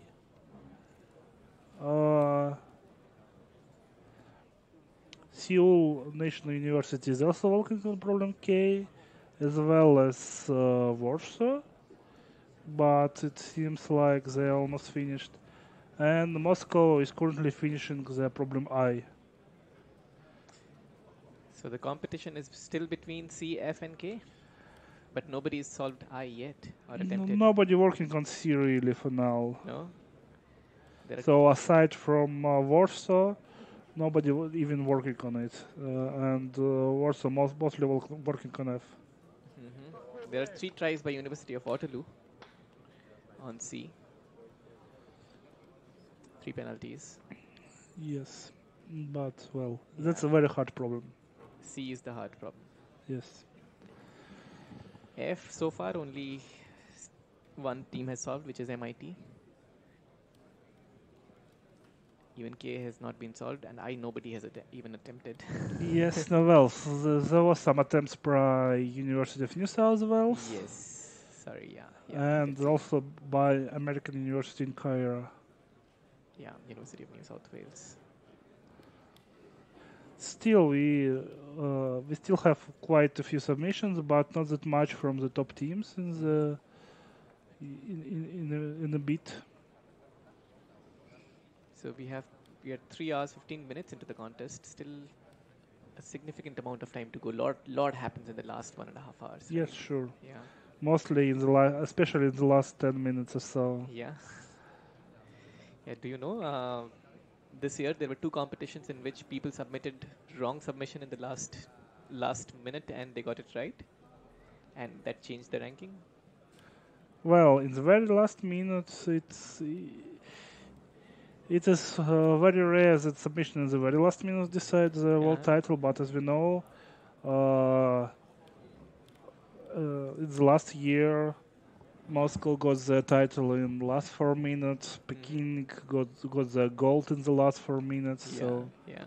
Meanwhile, Warsaw attempted problem K, but they were wrong. And ditto with Tokyo's problem B. As you can see in the stats, problem A is the easiest one. Followed closely by problems D and D. Yeah. Meanwhile, problems C, R and K are still unsolved. I seem to be easier of those 3 and also probably easier than problem F, but we'll see in the end.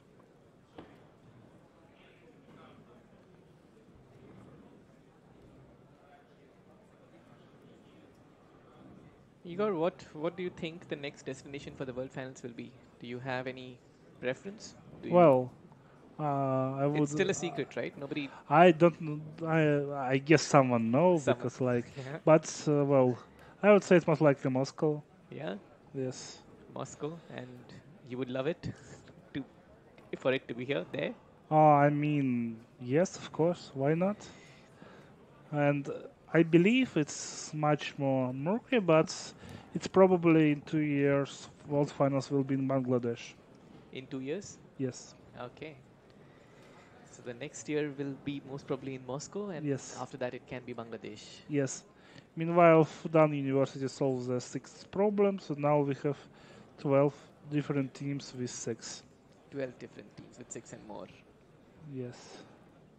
So that's the gold slot, 12, because there are 12 teams who win a medal at ICPC. So last year it was 13 teams who got the medal.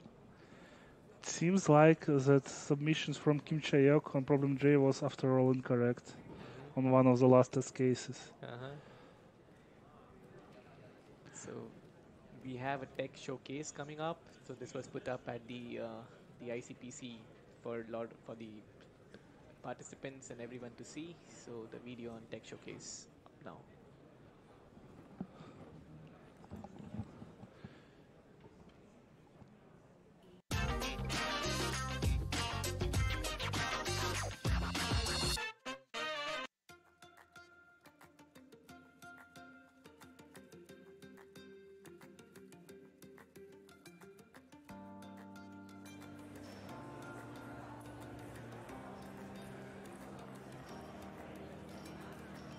The Tech Showcase is a place for ICPC contestants to engage with conference sponsors and have fun with each other.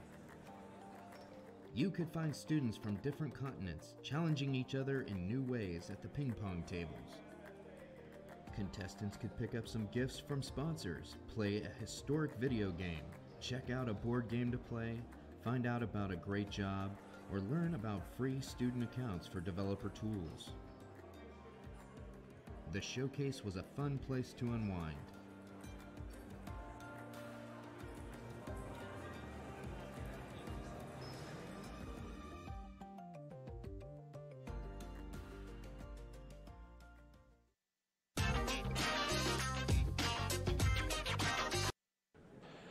it seems that meanwhile Moscow attempted problem K again and again got wrong answer. So Moscow is working on 3 problems, probably 3 different people.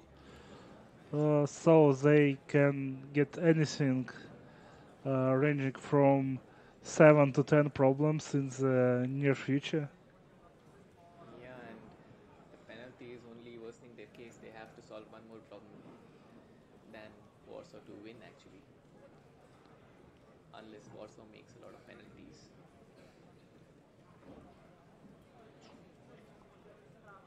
There's still 1 hour 40 minutes left into the contest. Yes, exactly. Almost exactly 100 minutes left. So let's see what other teams are working on. Tokyo is still working on F. MIT working on J so far. Meanwhile, Seoul working on K. Warsaw working on C and K. And Moscow working on I, K, and F. So they had gone for the risky tactics. So can you guess the team that is the team whose code shown on the screenshot? As a hint, I would look at the last couple of lines. And what was there in the last couple of lines, Igor? I don't think we can legally tell that to our viewers. Oh, is it a contest? Excuse me? Is it a contest in which the users can participate? It's not a real contest, but still, We should not I give don't the think that is a very good word to say. Okay. Those who want to take part in the competition, the online mirror contest is running at judge.icpc.global. So you can also have a look at the problems and participate in parallel. So we have our leader with 7 for almost for hour and a half already. For last 90 minutes, Warsaw hadn't solved anything new. Yeah. So our analytics tell us that Warsaw have some test cases that are wrong answer and some that are time limit on problem K. So they have to fix quite a bit for now.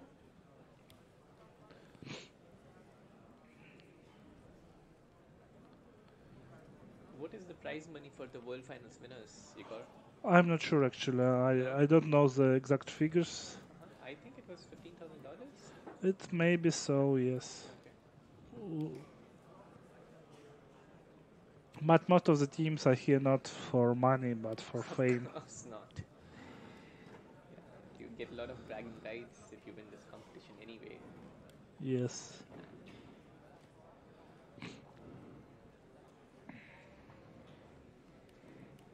The money doesn't hurt too.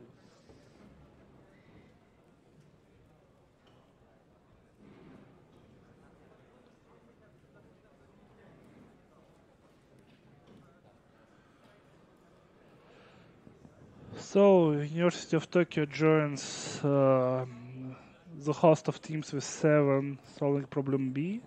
They actually had lower penalty time than Seoul, so they got to the first place.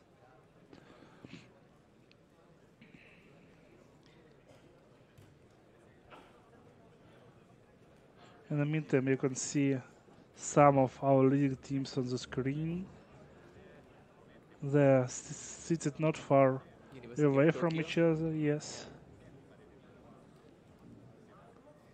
And we have one more team who solved 7, right? University of Tokyo. And they moved to the 4th position. Yes, yes.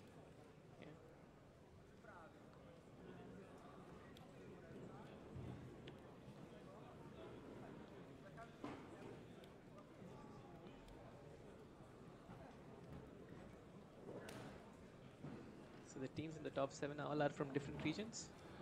Yes, we still have 6 different regions of top 7. Yeah.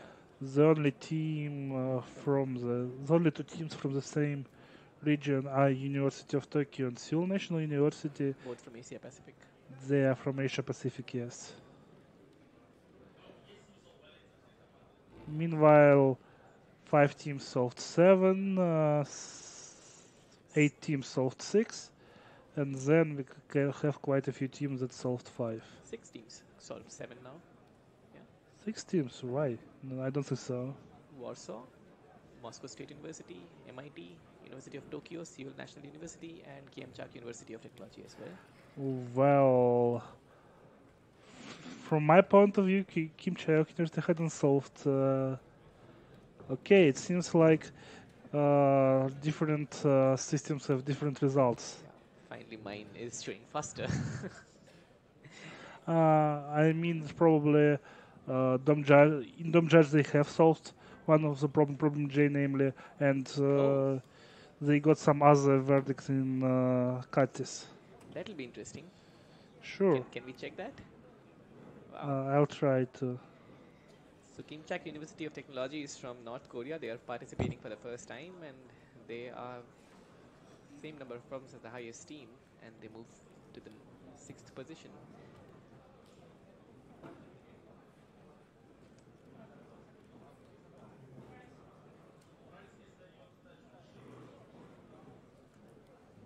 Igor is validating whether their submission is the same on both the systems or not. We have 2 systems here. One is Dom Judge and one is... Yes, it seems that they got accepted on the Dom Judge, but in Katis one of the test cases time limit exceeded. So this is finally a very, very interesting scenario. Yes, very small discrepancy.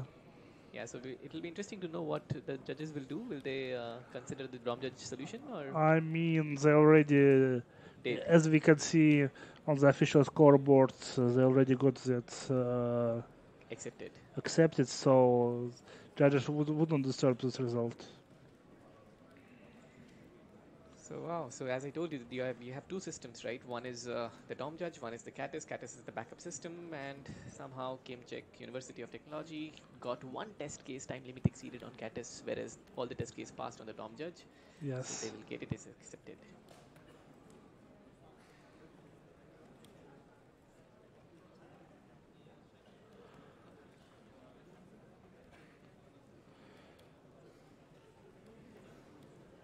Meanwhile, if we look through regions, in top 12 we currently have 2 teams from Europe, 3 teams from Northern Eurasia, 3 teams from Asia Pacific, 2 teams from Asia East, 1 team from Asia West, and 1 team from North America.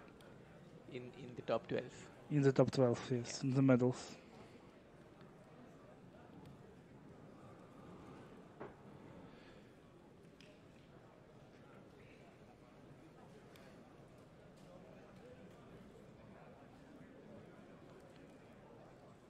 Is there any questions in the chat? Let me check. People are rooting for different teams. What is the University of Tourist? Tourist is not St. Petersburg ITMO, but he is not participating as a contestant. He is participating as a analyst. More like veteran. Veteran, yes. Meanwhile, National Taiwan University also got 7 problems solved, so we now have 7 teams with 7. That's amazing. Hi, you can see us now. Is it? Nice. So we have our own camera time. Yes. As you heard, we have 5 different language studios here. So if you want to... That's the Russian studio. If you want to hear it, our broadcast in Russian, Chinese, Portuguese or Arabic, you can switch channels. You can see our ICPC live team here, working hard to deliver the product. There's so many people working behind bringing this live to you. These are live images of the studio. So the entire team there, and now we are back to the contest arena.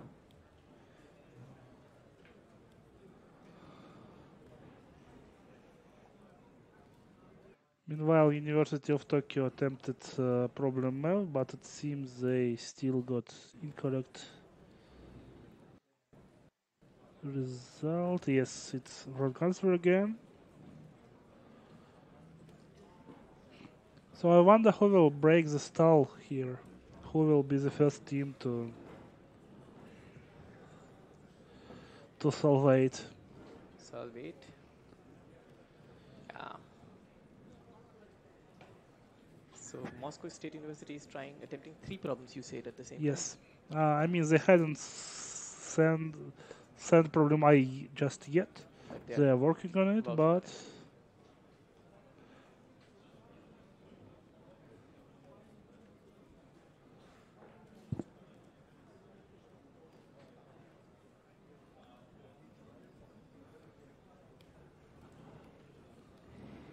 there is one very interesting thing that I got to know today, Igor.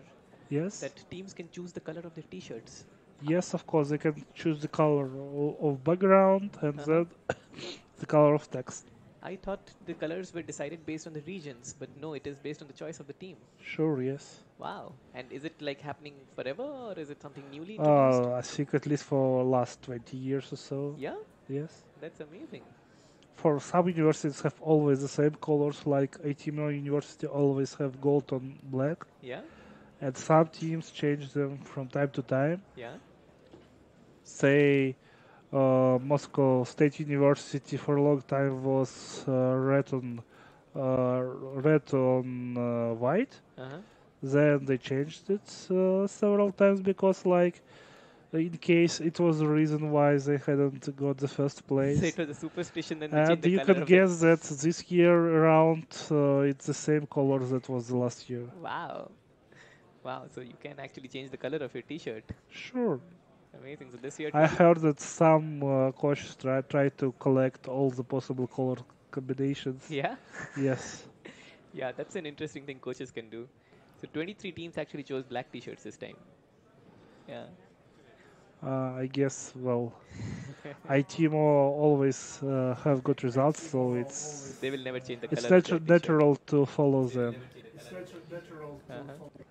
Okay, we are live here. Okay, we are on the studio. Can we say hi? Hi. Hi again. Everyone. Yeah. Hi again. So that's us. It's good to be on the camera. Thank you. Yeah. So back to the contest.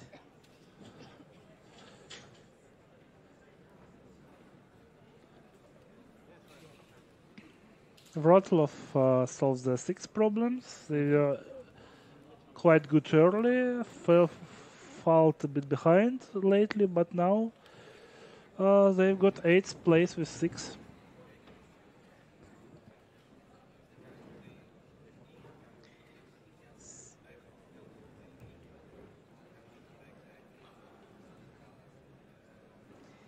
I think the volume probably is again making a difference. Some people are not able to hear us. Maybe. I'm not sure.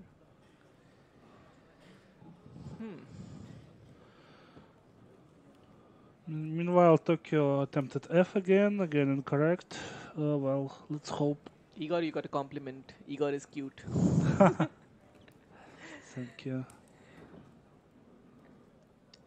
So Wroclaw solved G.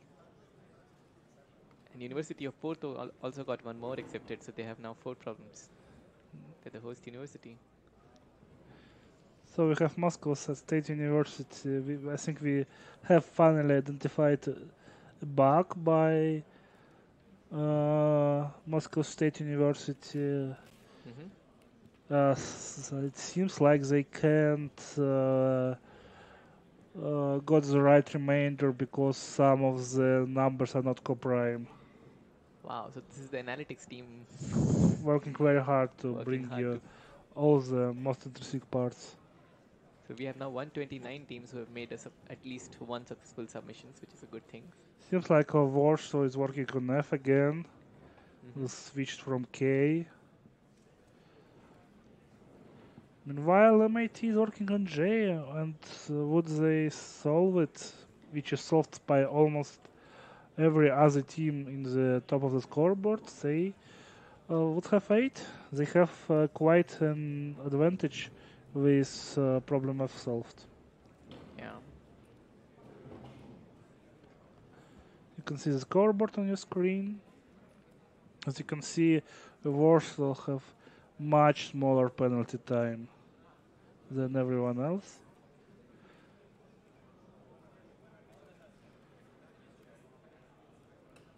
So IIT Madras and IIT Roorkee are the top Indian teams, having solved 4 problems each. Meanwhile, we have analysis for problem D going up Yeah. shortly.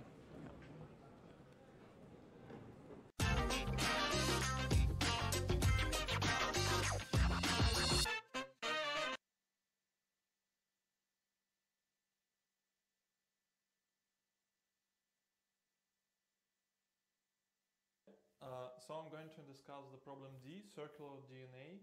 In this problem, the contestants are given a circular string of markers. So there are several types of markers. They are denoted by the number, and for each type of marker there is some number of starting markers and ending markers. So for example, this is starting marker for the first marker type, and this is ending marker for the second marker type. So, and the task was to find the place where to break this circle so that the most of the marker sequences for each type make a matched sequence, so that like it is a correct like bracket sequence, for example. How to solve this? First of all, we can consider each type of marker separately, each number, and if, for example, there is not matching number of opening and closing markers, we can't make it matching, so we can just exclude it from consideration.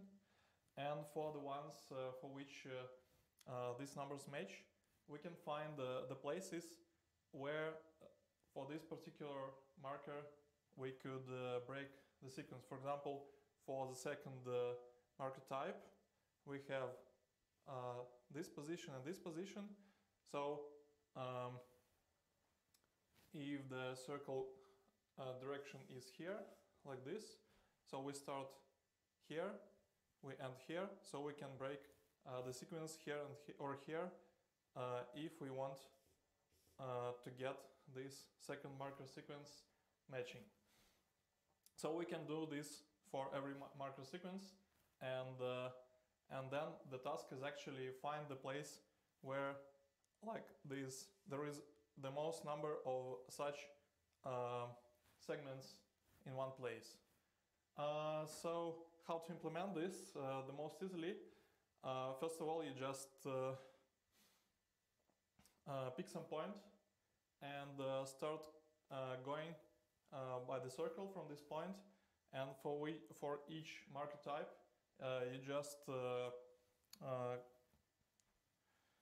maintain the counter of how many opening brackets of this type are there minus how many closing brackets are there.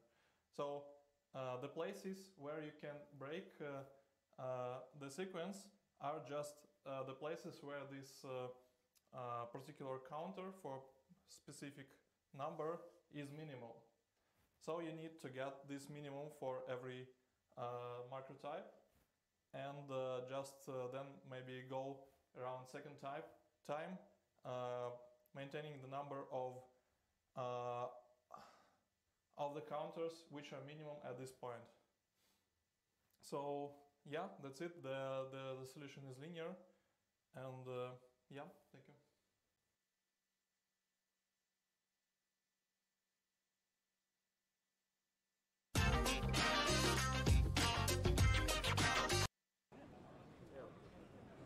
We are back online.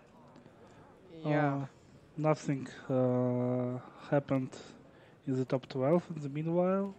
Igor is the best Java coder is comment. Also, thanks for the C well, helper library.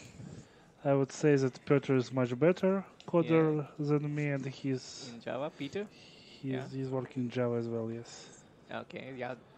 And somebody also says that Igor seems to be irritated by Anoop. Is that so, Igor? Are you No, I irritated? don't think so. Okay. So no, Igor is not irritated by Anoop. And coming back to the rank list, we still have 7 teams solving 7 problems each, right? Sure. Yeah.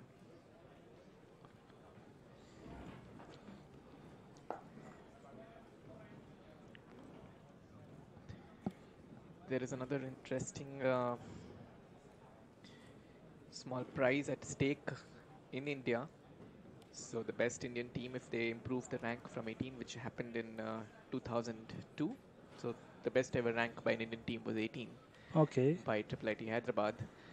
And that happened in the year 2012.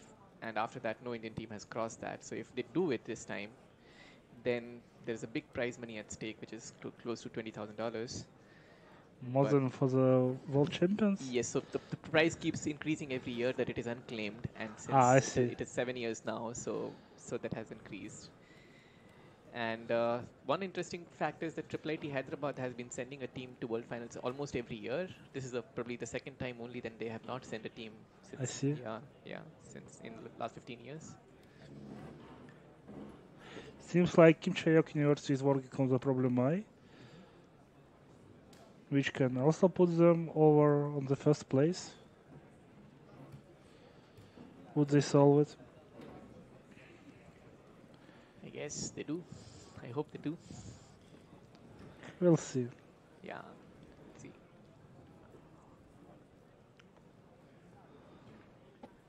So the very first ICPC contest was actually held in Atlanta in Georgia 42 years ago.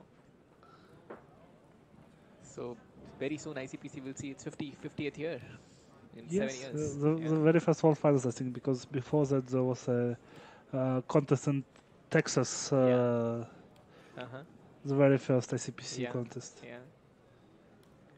And first time the contest, the submissions used to happen on floppy disk, as Bill said. And then, there was a time when the submissions were made through emails, Apple Talk and emails. And it was in 1990 that happened, first time Ethernet was used to make submissions.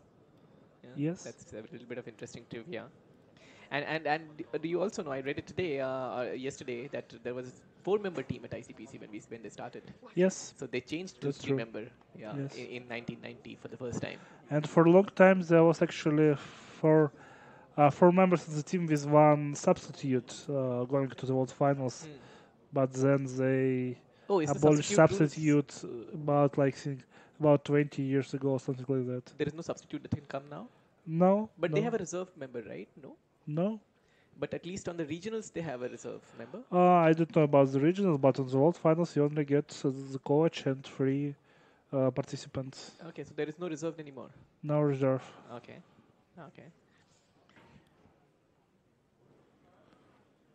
And the Russian teams have been winning the ICPC since the last 10 years. They've dominated it tremendously, right? Yes, since 2012, every world champion was from Russia. Yeah. Actually, until last year, they were exclusively from St. Petersburg. Yeah, so it's only in 2010 and 2011 that Russian teams did not win it. It was from Zhejiang University in 2011 and Shanghai Jiaotang University in 2010. Yeah.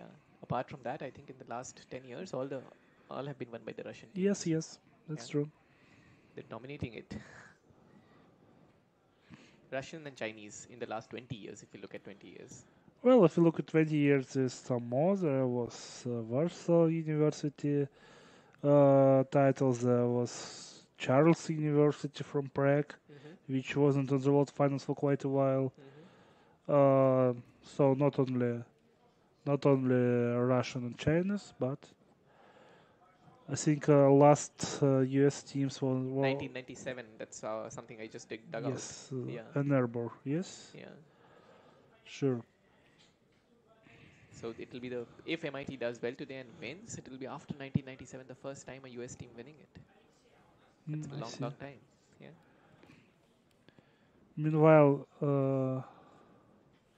University of Western Australia have submissions in 4 different languages, likely in C++, Java, and 2 versions of Python. Is it?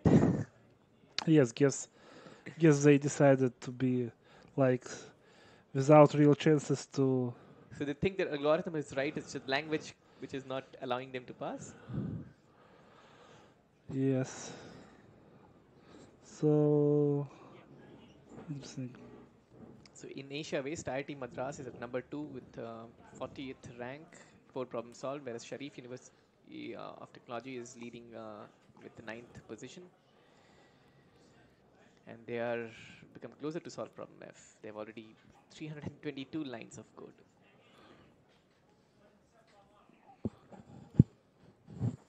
So only 5 teams remaining that haven't solved a single problem. Hope that will go to 0 by the end of the contest. So how does it happen in every World Finals? Does every team solve a problem by the end of the contest? I don't think it ever happens that every team solves the problem, but there is a first year for everything. Yeah, absolutely.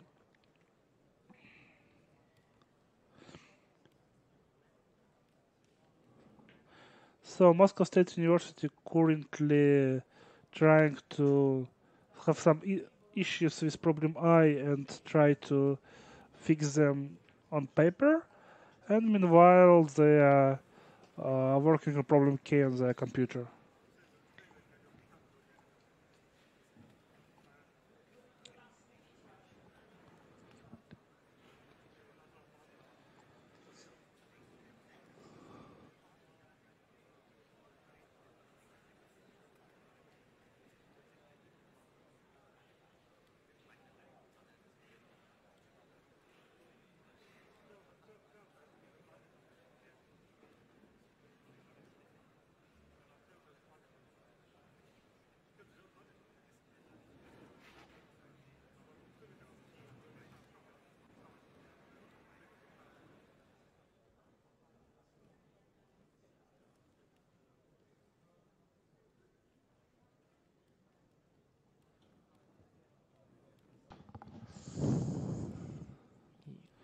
Yeah, one of the users says disappointing performance from CMI and IIIT Delhi from India. Yes, that's true.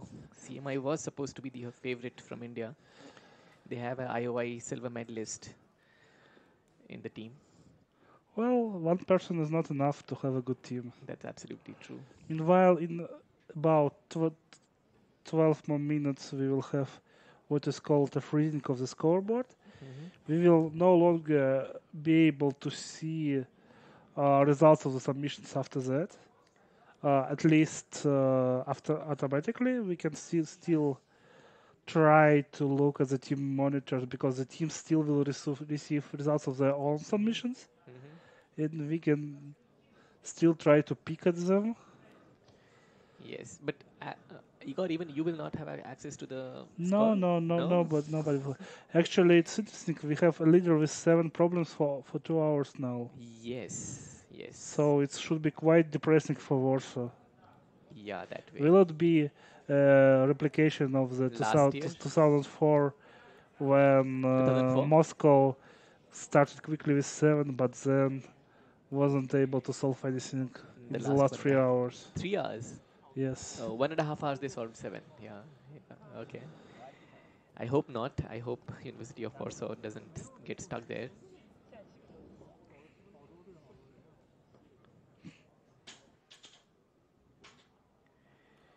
MIT still working on J. They spent quite a few time on it because the problem is still very tricky. You can come up with incorrect solutions that seem to be correct. And Peking University solved J and they moved to 6 problems too. So now we have more teams than 12 who have solved 6 and more.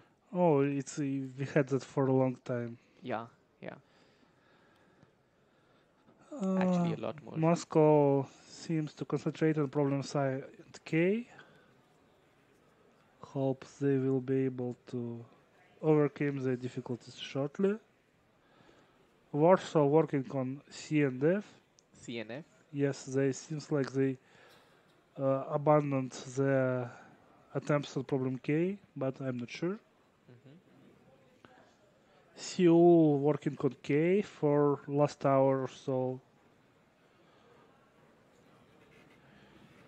Meanwhile, MIT abandoned the J for last 10 minutes and switched to problem K.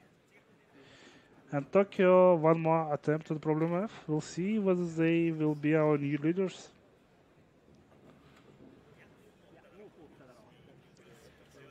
They actually hadn't changed anything for 15 or so minutes in their code, so they probably find an error and made a submission. They're about between one third and half through the test. We'll see if they will ultimately succeed. So while Igor tells you about the problems, there is another interesting piece of information that I pulled out. So medals were started actually from 2000. Yes. So before that, the top 10 places were honored. Yes. And from 2000 year onwards, and to make it more Olympics-like, so medals were started. Meanwhile, Moscow State University submission problem K also got almost there, but got time limit exceeded on one of the last tests. Yeah. They still would probably overcame Tokyo solve problem F if they solve problem K shortly. They're almost there. So University of Tokyo can actually go to the first position. So their submission is still running. And if they solve it, then they go to the first position with 8 problems solved. Fingers crossed. And we are all waiting anxiously what happens to University of Tokyo's submission to problem F. University of Tokyo have quite a few strong teams in the recent years. They won 3 gold medals, but never had they won the world champion title. Maybe this year. They've never won the world champion title. No, never. Only they had 3 gold medals. This will take Talking about CPC history, yes, though over the years there was quite a few ways to award the medals. Yeah. So first there was 10 medals, just like 10 honored places before that. Yeah. With 3 gold, 3 silvers, and 4 bronze. Then for 1 or 2 years, they decided to award gold medal for those who solved the same number of problems as the world champion. Okay. Silver for those who solved 1 less, and bronze for one less. Yeah. But then there was like about 30 medals some year. Oh, so they decided to abandon this way and switch to 12 medals we know now. Wow, University of Tokyo in the meantime has solved the 8th problem F and they moved to the first position. They definitely did. So Igor comes up with more important and interesting statistics than I do, and he says that at one time 30 medals were given because not exactly. Almost around 30 medals. So we now Moscow State University have 97 minutes to solve problem K to overtake Tokyo on the number of problems and time. On the penalty time, yes. Penalty, yeah. So getting a medal at ICPC World Finals is hard. It's like a lifetime achievement, right? It's not an easy thing at all. And Igor, you have one. You have only 2 attempts to do that, basically. Yeah, so they only allowed twice for any participant to take part. And Igor has one bronze medal at ICPC, so that's an achievement of a lifetime for Igor. Which one do you value more, the bronze medal at ICPC or the Code Jam or the Top Coder? Well, more dear to you. For any given year, winning Top Coder or Code Jam is of course harder than winning medal in ICPC. But you have only 2 attempts. For medal on ICPC, and you have how many attempts you like for winning Code Jam or any open competitions. Yes. So which one is more close to your heart out of these 3? I still think I would take my wins in Code Jam and Top Coder. Code Jam and Top Coder? Yes. And if you have to choose one of the 2? I would say top coder probably. I don't know really. They're Okay. quite close. They're quite close. Okay. Yes.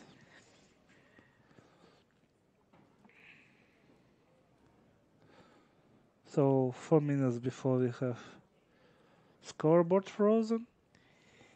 Yeah, so we have 4 minutes left before the scoreboard gets frozen, which means you will not be able to see, nobody will be able to see any activity of the teams apart from looking at their screens, because sometimes we can look at the screens. So apparently Moscow State University problem K fails on only single test case. Only single test case? Yes. So if they pass it, they will also be on 8? Yes. But will they be above Tokyo or below Tokyo? They would be above Tokyo. They have until the end of contest to solve problem K and still be above Tokyo. Okay.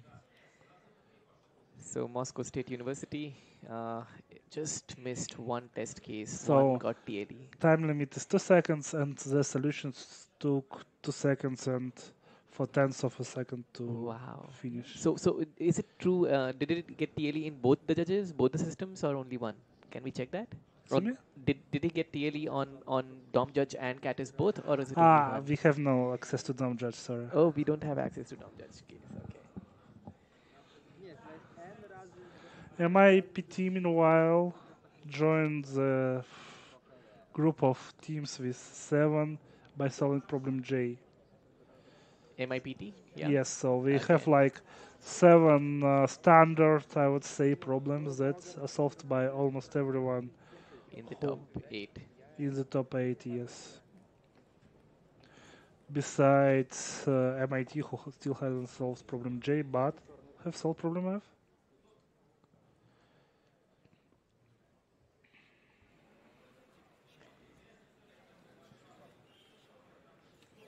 So 2.5 more minutes to go before the rank list gets frozen, after which there will not be much activity there.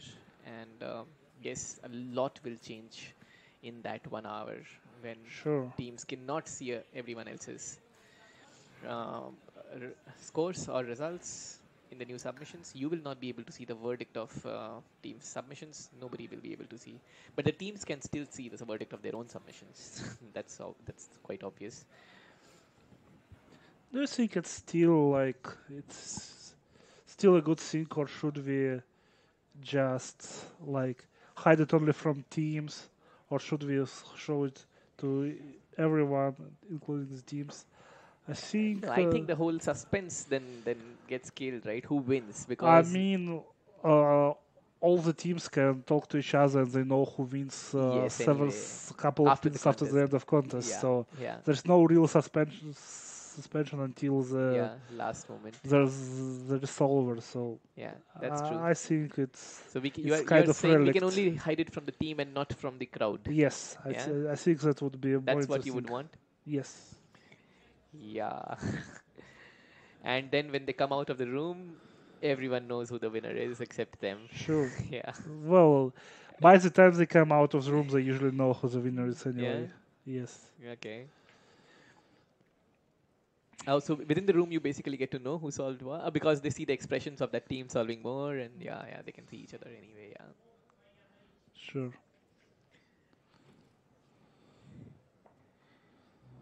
Thanks, Amit.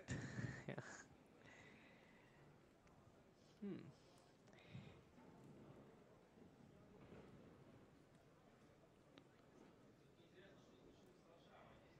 How fair is this rule? Do you have any comment on this of maximum participation of only 2 times?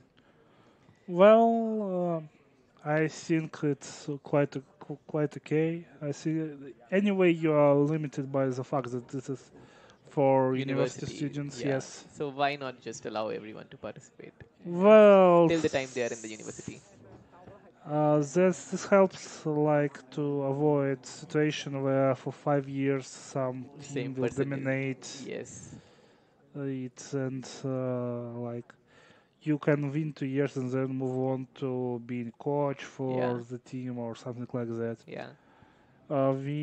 Meanwhile, Tokyo decided to switch to problem K for now. Yes.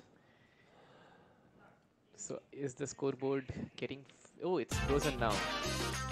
Yeah, video.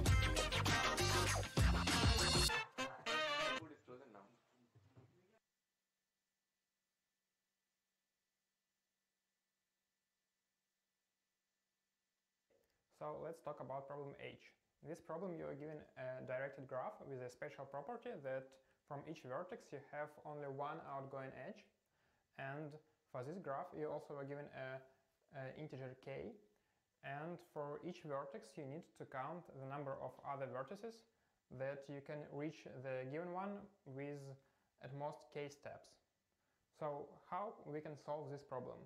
We can reverse it, and for each vertex we want to add 1 to all other vertices which can be reached in k steps.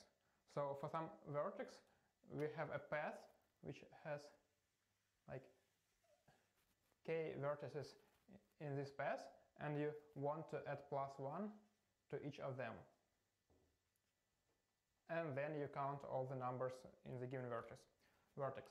So what can we do? We do a binary lifting technique.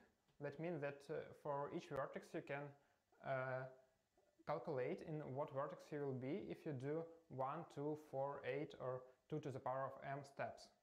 And after that you want to just add +1 to all of the vertices which is in the length of the first k of this path. So you can just split k to the power of 2.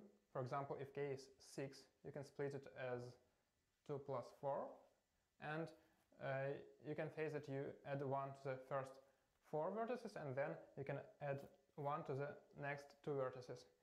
And then you can also split 4 as a 2 plus 2, and so on. So you can do this in n log n in total. And I think that's all. So you just do a binary lifting technique and solve the problem. Okay, thanks.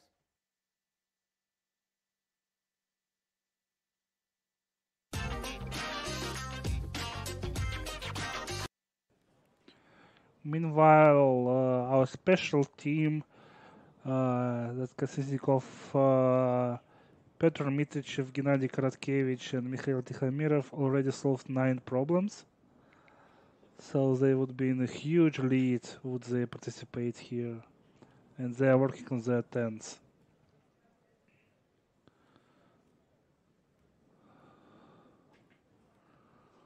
So let's see what teams were working on before the freeze. Moscow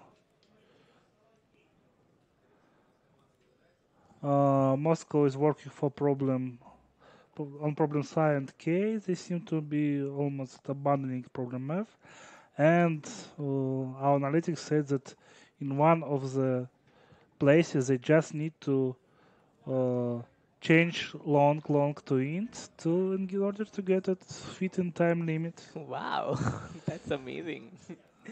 So Yes. which means just by changing the long to int, they will get one more problem. Yes, meanwhile Warsaw working on problem C.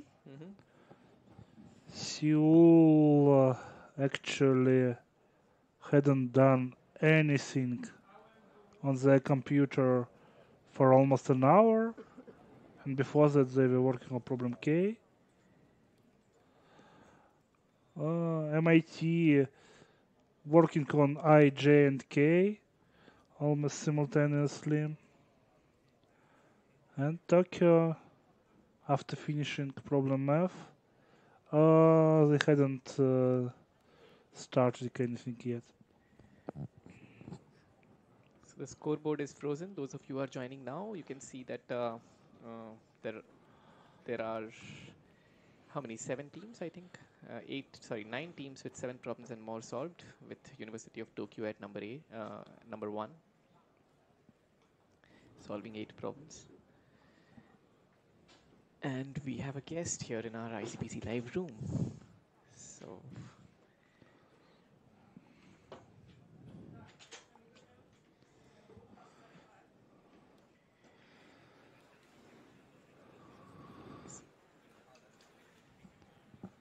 we have the coach of the University of Warsaw team, Mr. Chan Maddy.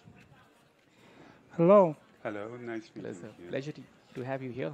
Excuse me, sorry to interrupt you right away, but it seems that Moscow State University likely have gotten their problem right because they had trashed almost all of the quite a few papers right after they have seen the outcome.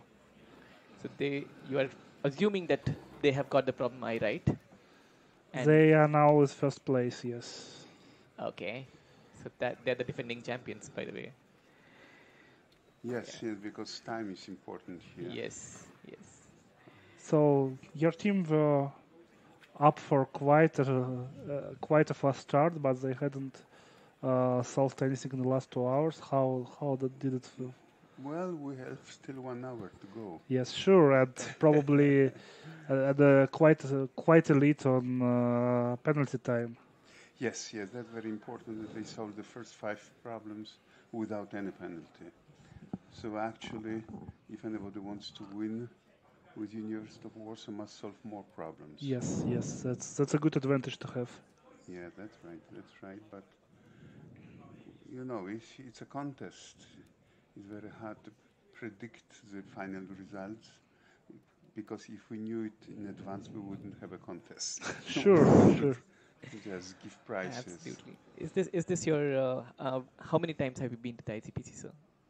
To the finals, 25 years in a row. 25 years in a row? Yeah. As a coach? Yes. Wow, that's a lot. Yes, I agree. And we won twice. We were second twice. So it's what I'm proud of. We managed to build a sort of school at the University of Warsaw, and actually about half of the employees in the institute are previous contestants. So the mood is proper, and we get very bright young students every year, and that's why we advance to the final every year, because we have many teams. So do you make these teams practice as a team, or what do you think? Is individual practice important, or is team practice more important? No. Both. First of all, what is important, that they are very good high school students before they enter university. They have to be involved in Olympiad in mathematics, Olympiad in informatics. Yeah. And then they join a group where they knew already their colleagues, all their colleagues, so they decide to study. So does the university give preference in admission to the students who do good at the Olympiads at the high school level? Yes. It's a general rule. Any type of Olympiad, not only mathematics. Any Olympiad. Yes, any Olympiad. If you are winner or finalist, I don't remember exactly, but then you have priority to enter a university. So actually, about half of the students who study computer science at my university are previous finalists in Olympiads. Wow. Yes. So coming to the team practice and individual. Yes, and we had once the final. It was in Stockholm, when they were first-year students who just entered the university October 1st, and the final was. The original contest was in November. They won. Wow. And it was difficult because, as I said at the beginning, a team is important. Yes. It's not that you have just 3 good students. It's not enough. They have to know how to work together. They have to like each other. They have to be friends. One must be... Your team's code is on the screen. Yes, and it seems they also said problem C. We're still not sure about the outcome of the submit. And my team meanwhile submitted problem K, and we also don't know outcome of the submit. And another submit from Moscow on K as well. Yes. The one who was staying, the guy, it's his second final. So second final, yes. So it's the last final. Yeah. So we can now confirm that Moscow State University indeed solved problem I correctly. Yeah. They're still waiting for K, for outcome on K. Okay. So do you actually, does the university play any role in making sure that there is a team practice also happening? Oh yeah, they practice. Once they advance to the final, then they really practice like in a team. sport. Yeah. Like in Yeah. and as a team, of course, they participate in different camps. They have regular training every week at the university. Without it, there is no way to get a good position. And who selects this team? Do they make it their own team, or do you, as a coach, I'm very sorry to interrupt, but Moscow State University finally solved problem case. They are now surely in first place with 9. Wow, Igor, you should be jumping and dancing. And what about our team? It's not yet we are still not sure about the results of their submissions because they are probably not as emotional as Moscow State. Yeah. So they're the defending champions too. Yeah. So very likely. Well, they won last year. Yes.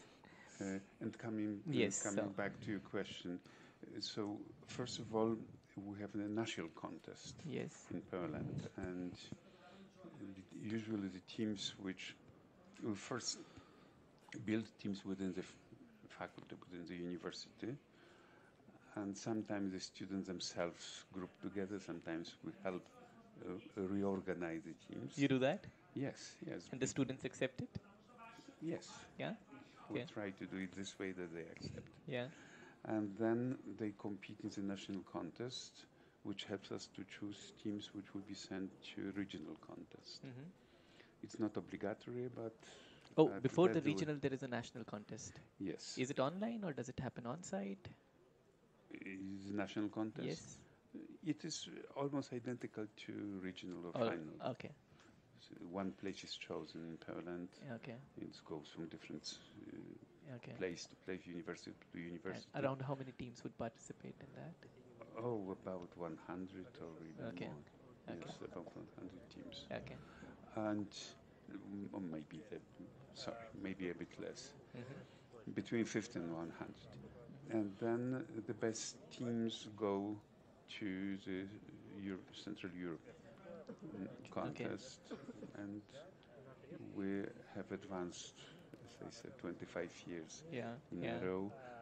The beginning was just building a team from 3 students, now with the whole long procedure. And then once the team which advanced to the final is really practicing.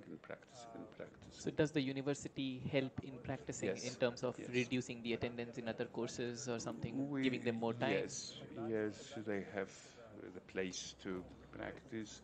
They have colleagues, previous contestants who are helping. They go to a camp, which means they get a permission to leave not attend all the classes. Yeah. Because of... That's amazing.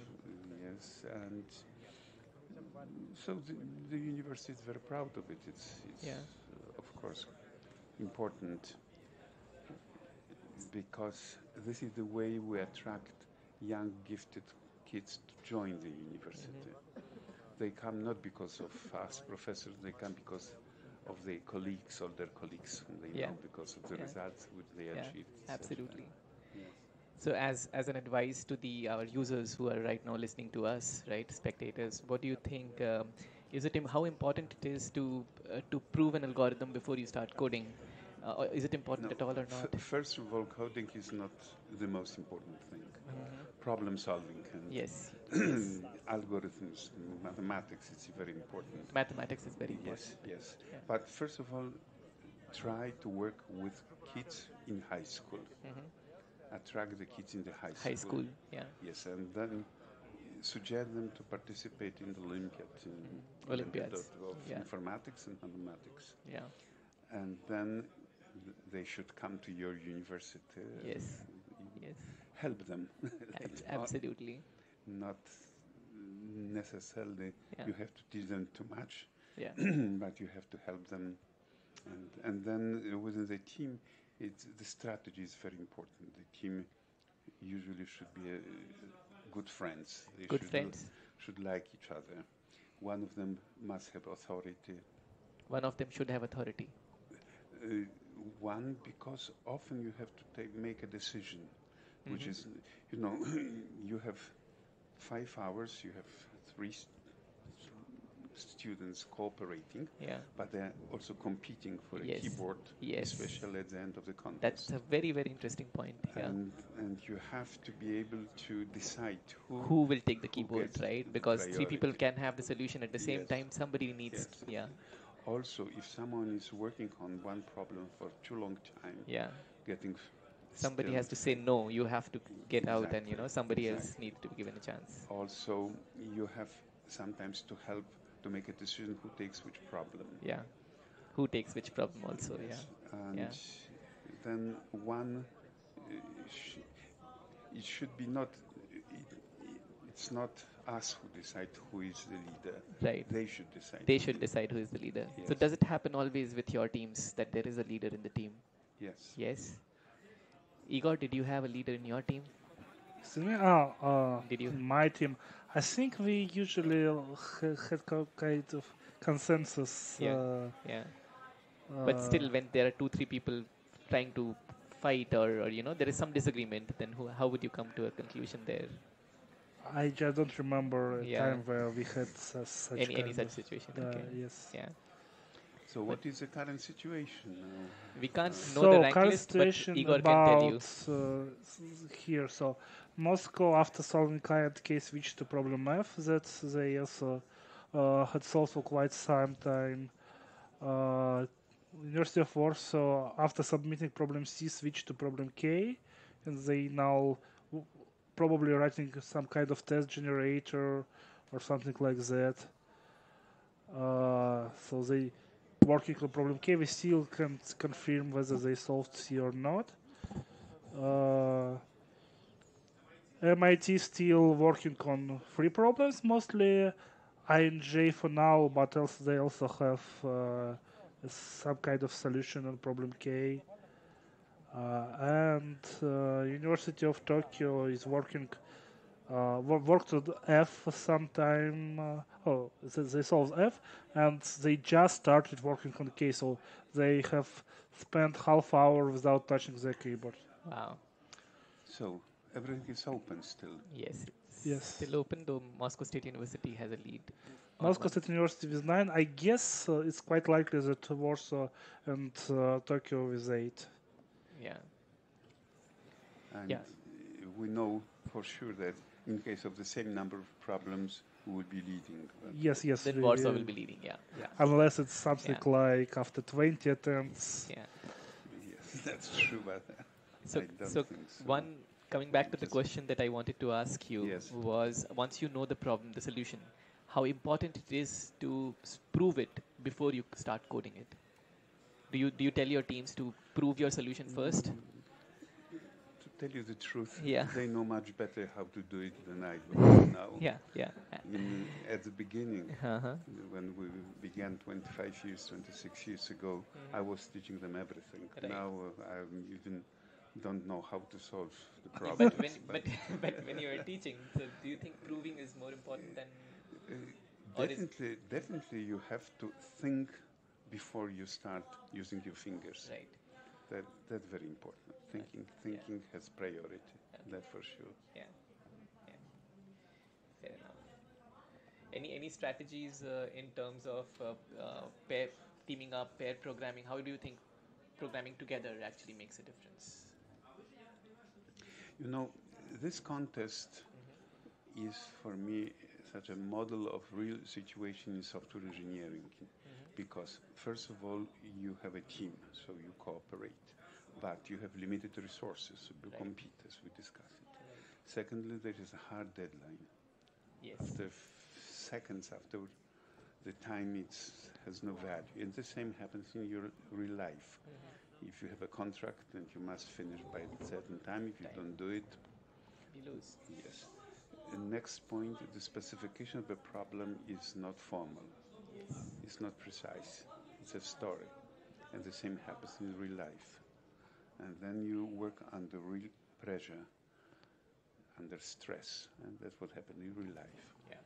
So on one hand, it helps to develop some theoretical knowledge and abilities. On the other hand, it also helps to learn how it will be in the future if you are in the software engineering business. Yeah. So it's a very important contest. It's not a goal. It's a means to achieve something. It's a means to help you to find out what you do, what you want to do in the past, in the future. So. Yeah. So I like the contest. Absolutely, we all do. How do you find Porto as a city? It's a lovely city, but I know it quite well. I've been many times in Porto, so I didn't do sightseeing during the visit. We're more concentrated on the contest itself. Igor, anything interesting that you can see? No submission from the top teams for last 5 or 10 minutes.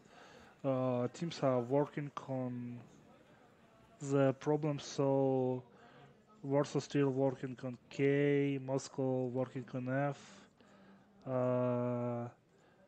Tokyo continue to code problem K that they started 5 minutes ago, and MIT working on I and J. So nobody's working on C. Well, aside from the fact that Warsaw already submitted C and hadn't done anything on it since then, which we can assume is likely that they solved it. So that would mean that all the problems are solved by someone. And by the way, this is the ideal set of problems if every problem is solved by someone. But not by one team. Exactly. No team solves every problem. Yes. And every team solves at least one problem. Yes. This is We're the ideal problem set. we're still not almost yet there. because there's still few teams. But that can happen today. Also, it seems that problem I and K are both first to solve the problem I and K goes to Moscow State University within like couple of minutes of time difference. Well, we have solved 2 problems with the first team, plus anything as a first team. So Sure. That was True. quite nice. Well, it was a marvelous time when we had 5 problems solved and the next team 2. Yes, that was time. quite elite. You were super happy at that time. Yes, and it was I'm sure. too good to be true. Yeah. Thank you, sir. It's amazing to be here. Okay, thank you. you. Thank you for your time. We had really good time having you here.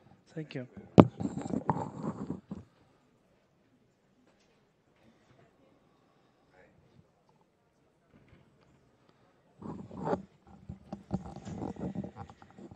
So words of wisdom: when you form a team, do make sure you're friends and you listen to each other. And if you can, if there is one leader whom you elect as a team, that will be great.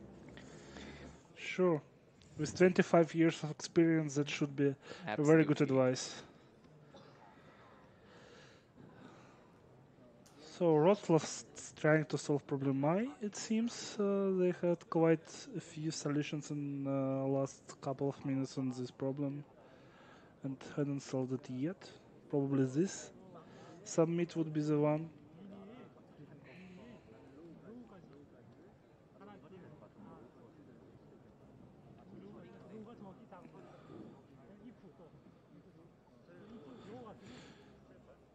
Meanwhile, let's see who's working on what from some other teams. Seoul hadn't touched the keyboard for more than 1 hour. Tokyo's working on K. MIT seems concentrated on problem I. Warsaw on K. We have a video for you.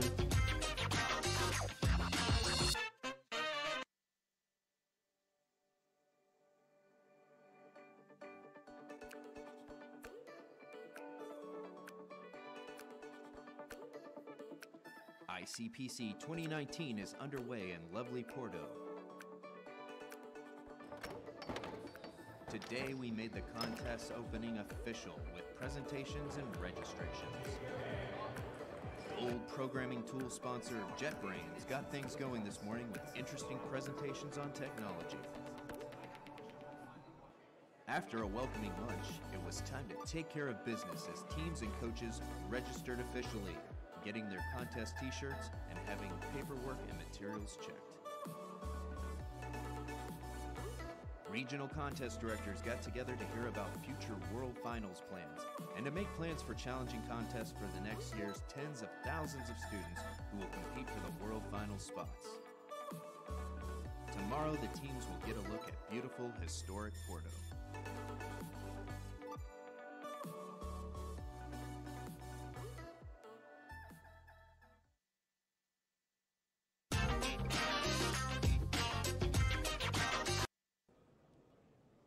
Hello, we are back online, and here with us one more of the analytics teams, Pavel. Hello.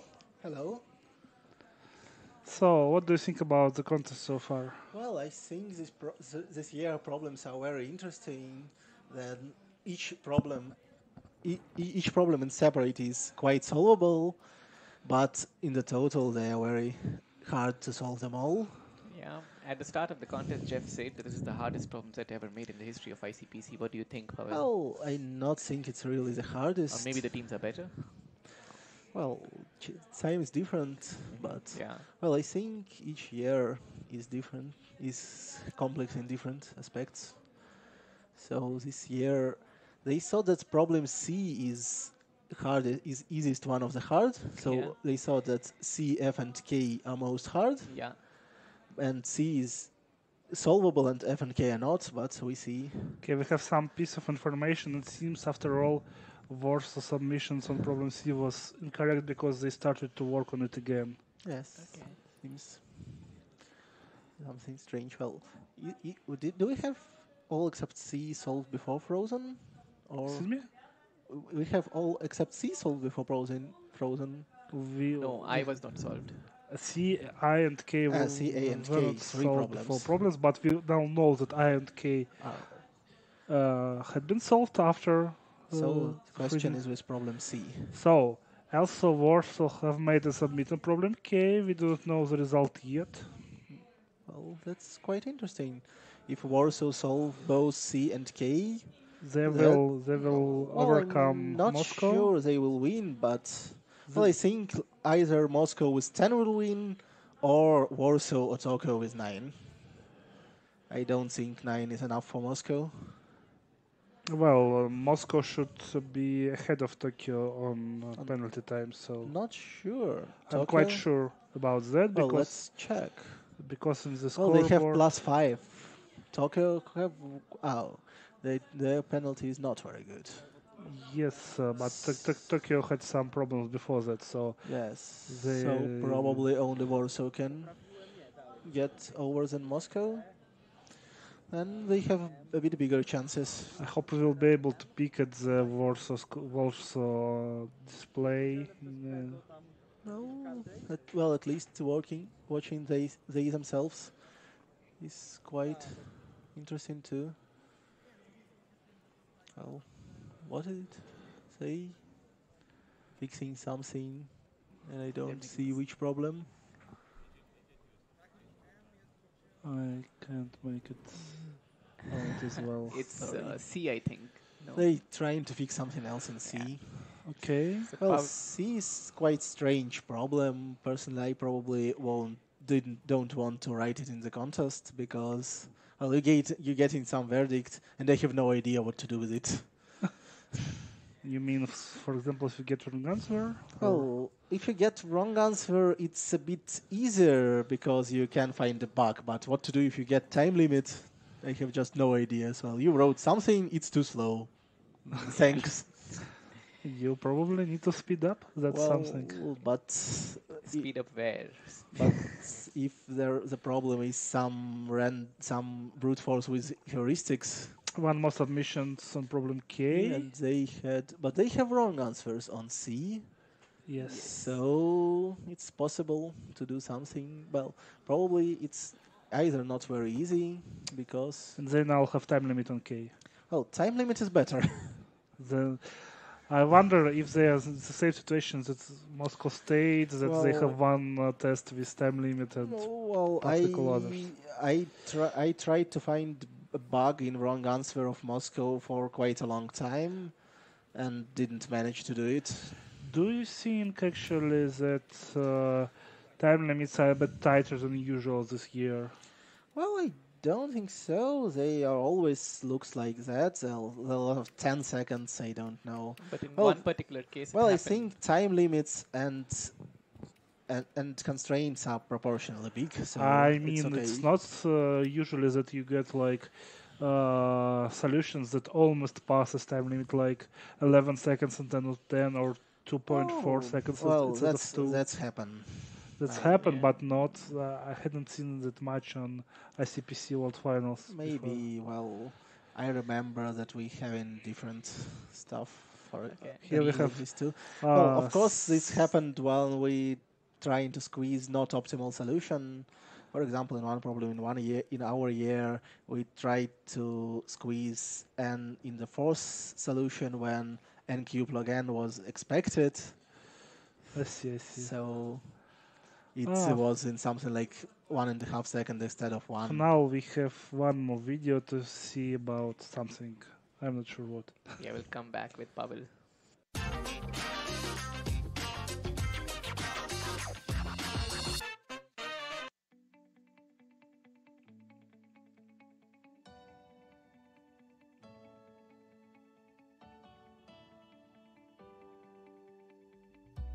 Farfetch is a global platform focused in luxury fashion, and in fact our mission is to connect our curators, creators and our consumers in one single platform. I think you have a lot of good things happening here while facing challenge in a different way, dealing with complex situations, and I know this is really important for the world that we have today, in the companies that we have today. I think we are promoting here some important attributes for us as a company in Farfetch also. Today we have some values, and one of our values is be brilliant. And be brilliant is about passion, be brilliant is about creativity, be brilliant is about to be able to solve complex problems real fast. So we have those challenges in Farfetch, and I know that those are some attributes that the students that are here also have in common with us.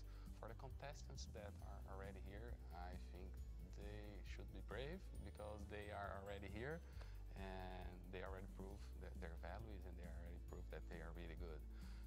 So be brave and go until the end and pursue your dreams.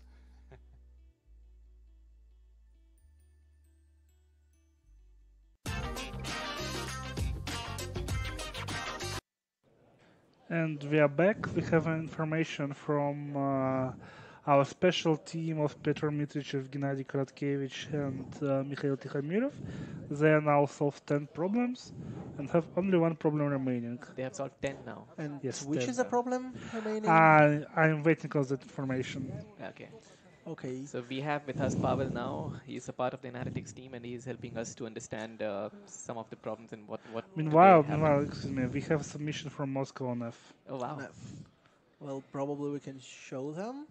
Probably we will in some time. It will be interesting. Sure will.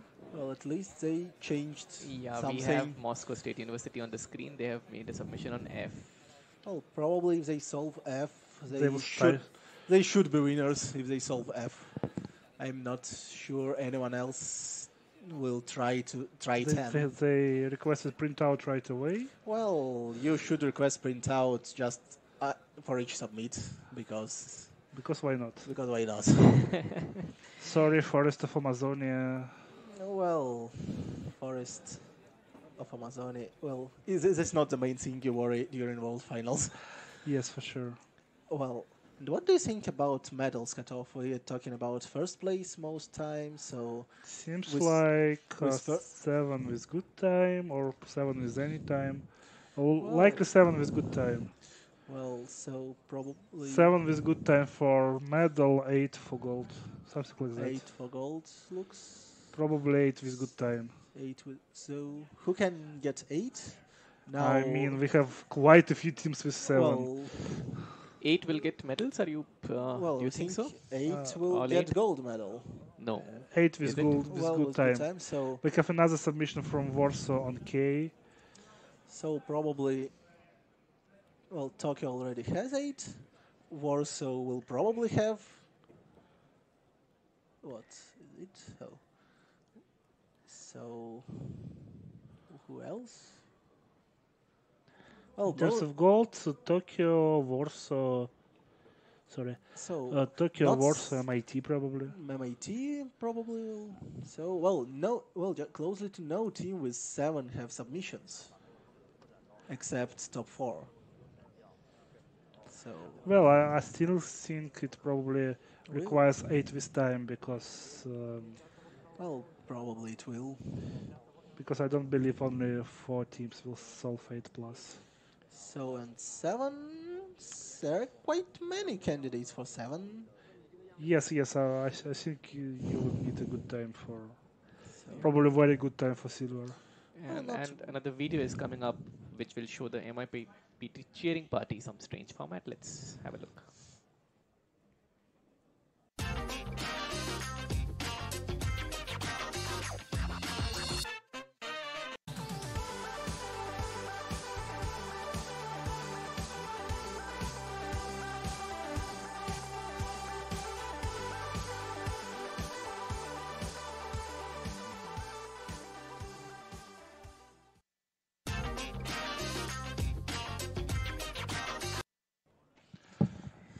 We are back. Yeah. We're still not sure about outcome of either Moscow or Warsaw submissions. Oh, so we have only 5 8s in optimistic scoreboard now. Yes, but Probably. that will surely change. Sure will. So such many teams with 6 probably. Well, and well, I think problem J should be solved much more on the last tower. It looks quite easy, but. But I mean, problem I is quite easy and it wasn't solved. Problem I have a very big scoreboard pressure against. You don't try to solve problem with one team solved or no team solved when you have a lot of problems with other problems. So I see. Also, we have scoreboards have very big effect on results. So I we don't have know good it or bad. Only 2 teams that hadn't solved anything before and hadn't attempted anything on the last hour. 3. No, only these 2 only teams. 2, yes. So on the optimistic scoreboard, only 2 teams with no problem solved. At least all teams have been able to attend. MIT. All teams, There almost all teams have solved anything. There is submission from MIT on I. Actually, quite a few submissions on I from the teams with 7 problems. MIT and National Taiwan for now. Well, MIT solving I have some chances too. Probably J. Well, probably solving J can be easier than solving F to Moscow if they didn't done it yet. So, well, I think that there would be only one team with 10 if will. So, if Massachusetts success on both K and I, they have not bad chances. Sure. Can we see them? We'll see if we will be able to open that. It's not that easy. Okay. University of Wrocław. Top. Well. And what? Who can get bronze? Who So we have actually MIT solved both I and K. So they have 9 too. They are currently in the 2nd place. Yes. They probably in the MIT is at 9th now. Well, are you sure that on 2nd? Yes, I'm absolutely sure. Well, +5. +5, but well. Well. Okay. I think it's quite close. Yes, quite close. So it's something like 20 minutes different. I'm not sure. Well, it can be. I think they still ahead because both. So this is MIT and Moscow State University at top 2. Well, they both have 9. Both have 9. Yes, both have 9. I think like Moscow submitted both the submissions almost right away after the freezing. And now it's how much time passed from the start of the freezing? It's half. 39 minutes. 40 minutes after the So probably they in top by something like 30 minutes. So more like by 10 minutes. I mean, anyway, Moscow submitted F, Warsaw submitted K. Say Moscow is looking. Can we see them? Well, at least Moscow. Probably we have Well, some. probably they are. Oh, they are still debugging something. They have pending for now. They I have think pending. Oh. they had wrong answer. And have pending now. Oh, what's happening? They're happy enough. So Yes, probably so they that's- solved. And we can also you can also probably hear for now our Russian studio. See, everyone here in the So- ICPC live team comes from Russia. Yeah, they're all cheering. Well, so that's a big chance they will I win. wonder if they would ever attempt to solve C in the last 20 minutes. So Well, had they they well, done anything on it, they haven't even created the file Well, yet. of course they should attempt, but probably they But I mean, will. 20 minutes really. It's not, Well, you should do something. you probably wouldn't be able to comprehend probably the statement of that problem at this time. Well, that is a problem, but well, I don't think it's a good idea to do nothing anyway. Yes, sure. So, but well, We still don't know about. Probably if Warsaw didn't succeed it in both problems, no one can beat them. Mm, Well, they have. they had two incorrect submissions before that, I think. Well, So MIT have very small window of solving if problem J. MIT probably we can calculate the penalty if we want. We don't know exact submission Well, I times. think we do in score, don't we? I think we do in the scoreboard on ICPC CATIS. Well, but we don't have those submissions. No, here. not in this on public scoreboard on CATIS. That's on the public scoreboard I know of. Oh, I'll check. I'll So check what is the University of Warsaw doing? This one. On ICPC Baylor Yadu, I think there is submission times. Oh no, there are no submission times too. Oh, okay.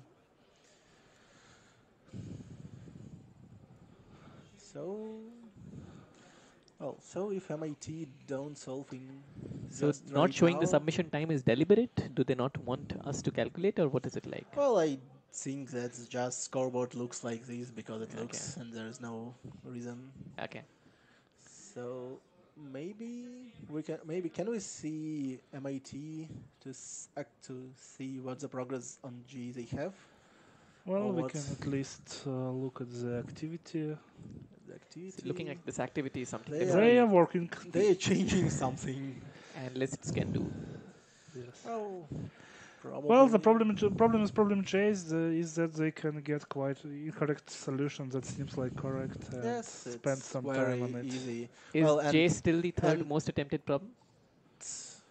Oh, I don't have statistics for Okay. the. Well, I think the problem is in J that they also very likely to get wrong answer even if they submit. Yeah. So probably that's not very good for them. Solving J in the beginning with first attempt was a big deal.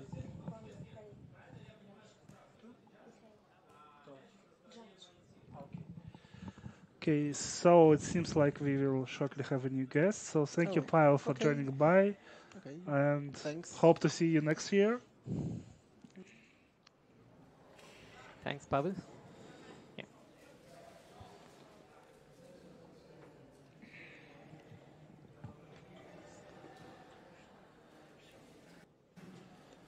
So you can see our judges on this screen. They are looking at what happens. And we actually have another judge here with us. Yeah, we finally have a judge, member of the judge team here with us at ICPC Live. We have Michael. Meanwhile, we have another submission from Seoul on problem F and one more from Warsaw on problem K. Submission from Seoul has been after a long, long time, no? Yes, Seoul, like, they hadn't touched the keyboard for an hour or so, then they started to code F. Anyway, hello. Hello. Good to have you, Michael, here. So you're a judge this year, but previously I understood you was part of analytics team. Exactly. I submitted a problem this year, and I got to see the experience from another side. Which one? Are you allowed to reveal that? I'm not allowed to reveal that just yet. Okay, anyway. What do you think about contest this year? Is it what you expected as judges? Well, not really. For instance, we are quite surprised about the number of submissions on Carol the Robot. Yes, I also think so. We expected it to be much easier than that. Well, I think it has to do with scoreboard pressure. Of course, and I feel that B was also influenced by that. It was solved only by one team in the first hour, and nobody. Yes, also we have a submission from Tokyo on problem K. Even so, they haven't submitted anything in the free throws time yet. So even if they solve it, they with 9 will still be behind Moscow. I'm not sure. Well, we don't know that, right? Well, we actually know that. We have seen the outcomes. You have seen the reaction. No, not on reactions, but on the screen. On the screens, they have a correct, and correct Oh, I see. for F, K, and I. So Moscow is eagerly waiting for the verdict, and we will know if they have solved this or not. You mean Tokyo? Sorry, Tokyo, yeah. Yes. So I'm not sure if they will overcome MIT. Would they solve it? Probably not. So even if they solve it, they probably will still be in third place. But there are still many things that can happen. I mean, Warsaw submitted K just recently. Sure. Warsaw still will be ahead of everyone with the same number of problems easily. So, how is your experience as a judge? What does it? It is what you expected it to be, or you're being the judge for the first time? Yeah, we had a really interesting time creating the problems and preparing them. And the other judges said that most of the time it's not as well prepared as it was this year. So mostly when we came here, the tasks were prepared. We were just brushing up some edges, but most of the things were prepared. Do you agree with Jeff, who said on the floor that this is the hardest World Finals so far? No, absolutely not. No? It is more difficult than, say, last year, but not by much. Well, that still may be enough for being the hardest. How about Yekaterinburg? I mean, in the past few years, yes, maybe. I mean, we have Moscow that has how many solved? Last year or this year? No, this year. 10. Well, that's quite a lot. Maybe the team is better. Well, it's the same team like last year. Yeah, but they may have improved in 1 year. So we still have problem C unsolved. Do you think it will be solved by the end of the contest? I think that some of the teams may have been relatively close, but yeah, there is a lot of things that you can get wrong in this task. It's a hell lot of work, so it's difficult to predict. Can you also give some insight to our users on... Okay, there is a video first coming soon, and after that we'll continue this conversation. Yeah, let's see that. So yes, we have a problem analysis for problem B. Yeah.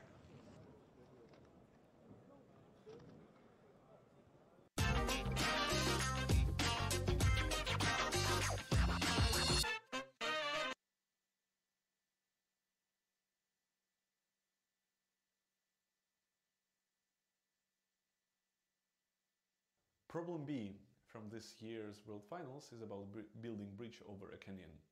A canyon is given as a polyline that goes from left to right with at most 1000 points with integer coordinates. You may build pillars where the polyline has vertices, and those pillars may be connected with arcs.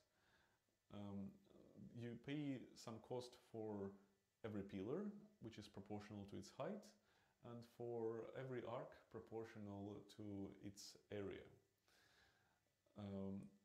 Now we need to build pillars in such locations that the total cost of the bridge is minimal and the arc may not intersect with any point in the terrain, though it may actually touch vertex that's allowed. This is a dynamical programming task. What we want to do, we want to figure out for every pair of points on the terrain if it's possible to build arc between them. To compute this efficiently, we take all possible starting points of an arc, and then we compute how large this arc may be for every if it needs to cover some number of points. In particular, if we know that there is a point in certain location, we find arc of such size that it touches the terrain at the location of this point. Then, in order to find if the arc is possible between 2 points, we need to make sure that the size of the arc that is required to build it between 2 points is not more than any of the values that we computed for points on the terrain between them. After we do that, we can just do a simple dynamical programming on a graph that goes from left to right, with cost of each edge being the cost of producing an arc between the points and adding a pillar at a given location. That's it.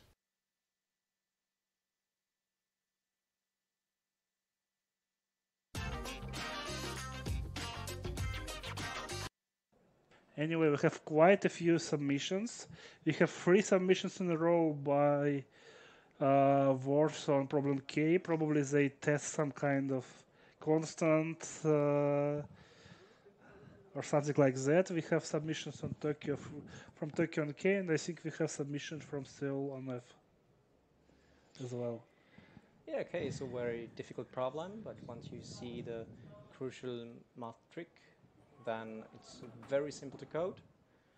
So I suppose they just don't do the right things if they got, 6 submits already. It would be quite interesting if Warsaw, after early lead, wouldn't even get the gold medals. It would be quite sad, yeah. They had an amazing lead and 5-2. Yeah, 5-2, and then on 7 tasks they had a great lead in the penalty time as well. They finished them in 2 hours, yes. Yeah, but now they seem to struggle on the difficult task, which well, on several difficult tasks actually. Yeah. Pavel, why don't you tell our users something about your experience as a judge? So the selection process of the problems right now that you're a part of it, I know you are for the first time, but what is it that the judges consider when selecting a problem?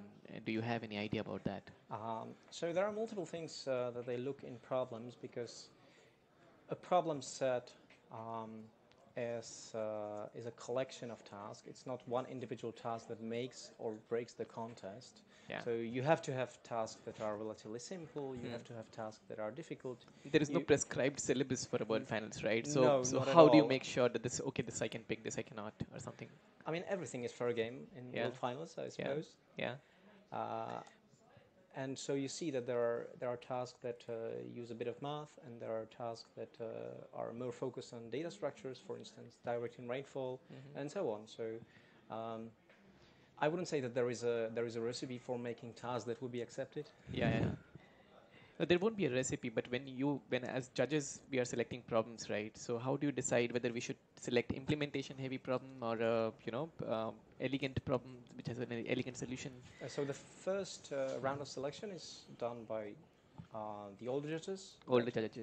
That are there for a couple of years already. They select a short list of problems, and those are the problems that we work on throughout the rest of the year. Okay. And then for the rest of the year, for one whole year, almost. It's about 5 to 6 months. 5 to 6 months. of course, not full time. Yeah, of course.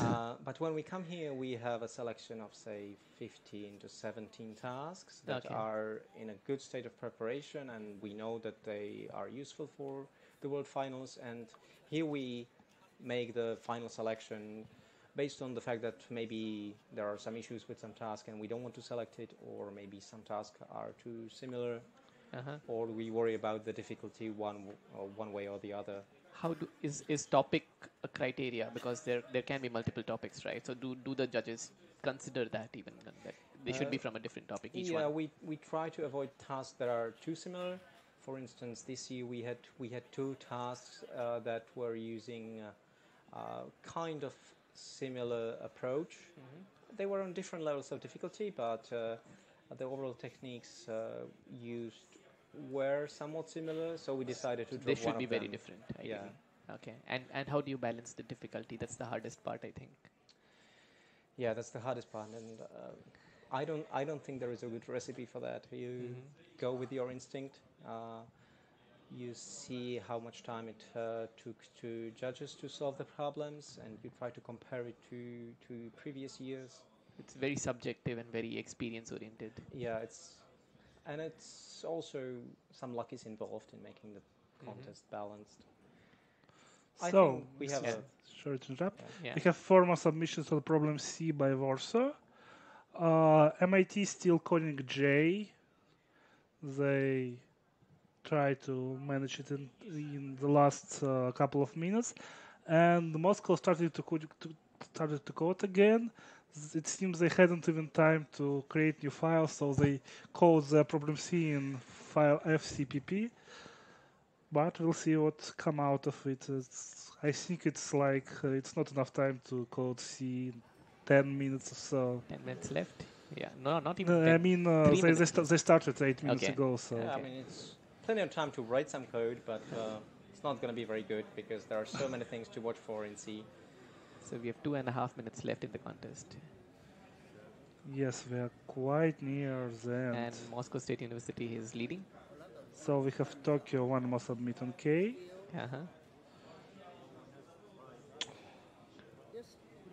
Well, still don't know if it's correct. I wonder, isn't we still don't know if last submissions from Warsaw on K was correct as well. It may be. That will make them put them with 8 probably in 3rd place. Yeah, so I recall on the last submission before I came here, it was the 3rd, I believe, in a row. They had an issue with time limit, but who knows what happens now. Yes, but seems like they still edit both C and K, so Tokyo seems to have correct submission on K, so now with 9 they are probably behind MIT. Yeah. In 3rd place. Yeah, it looks like the time is.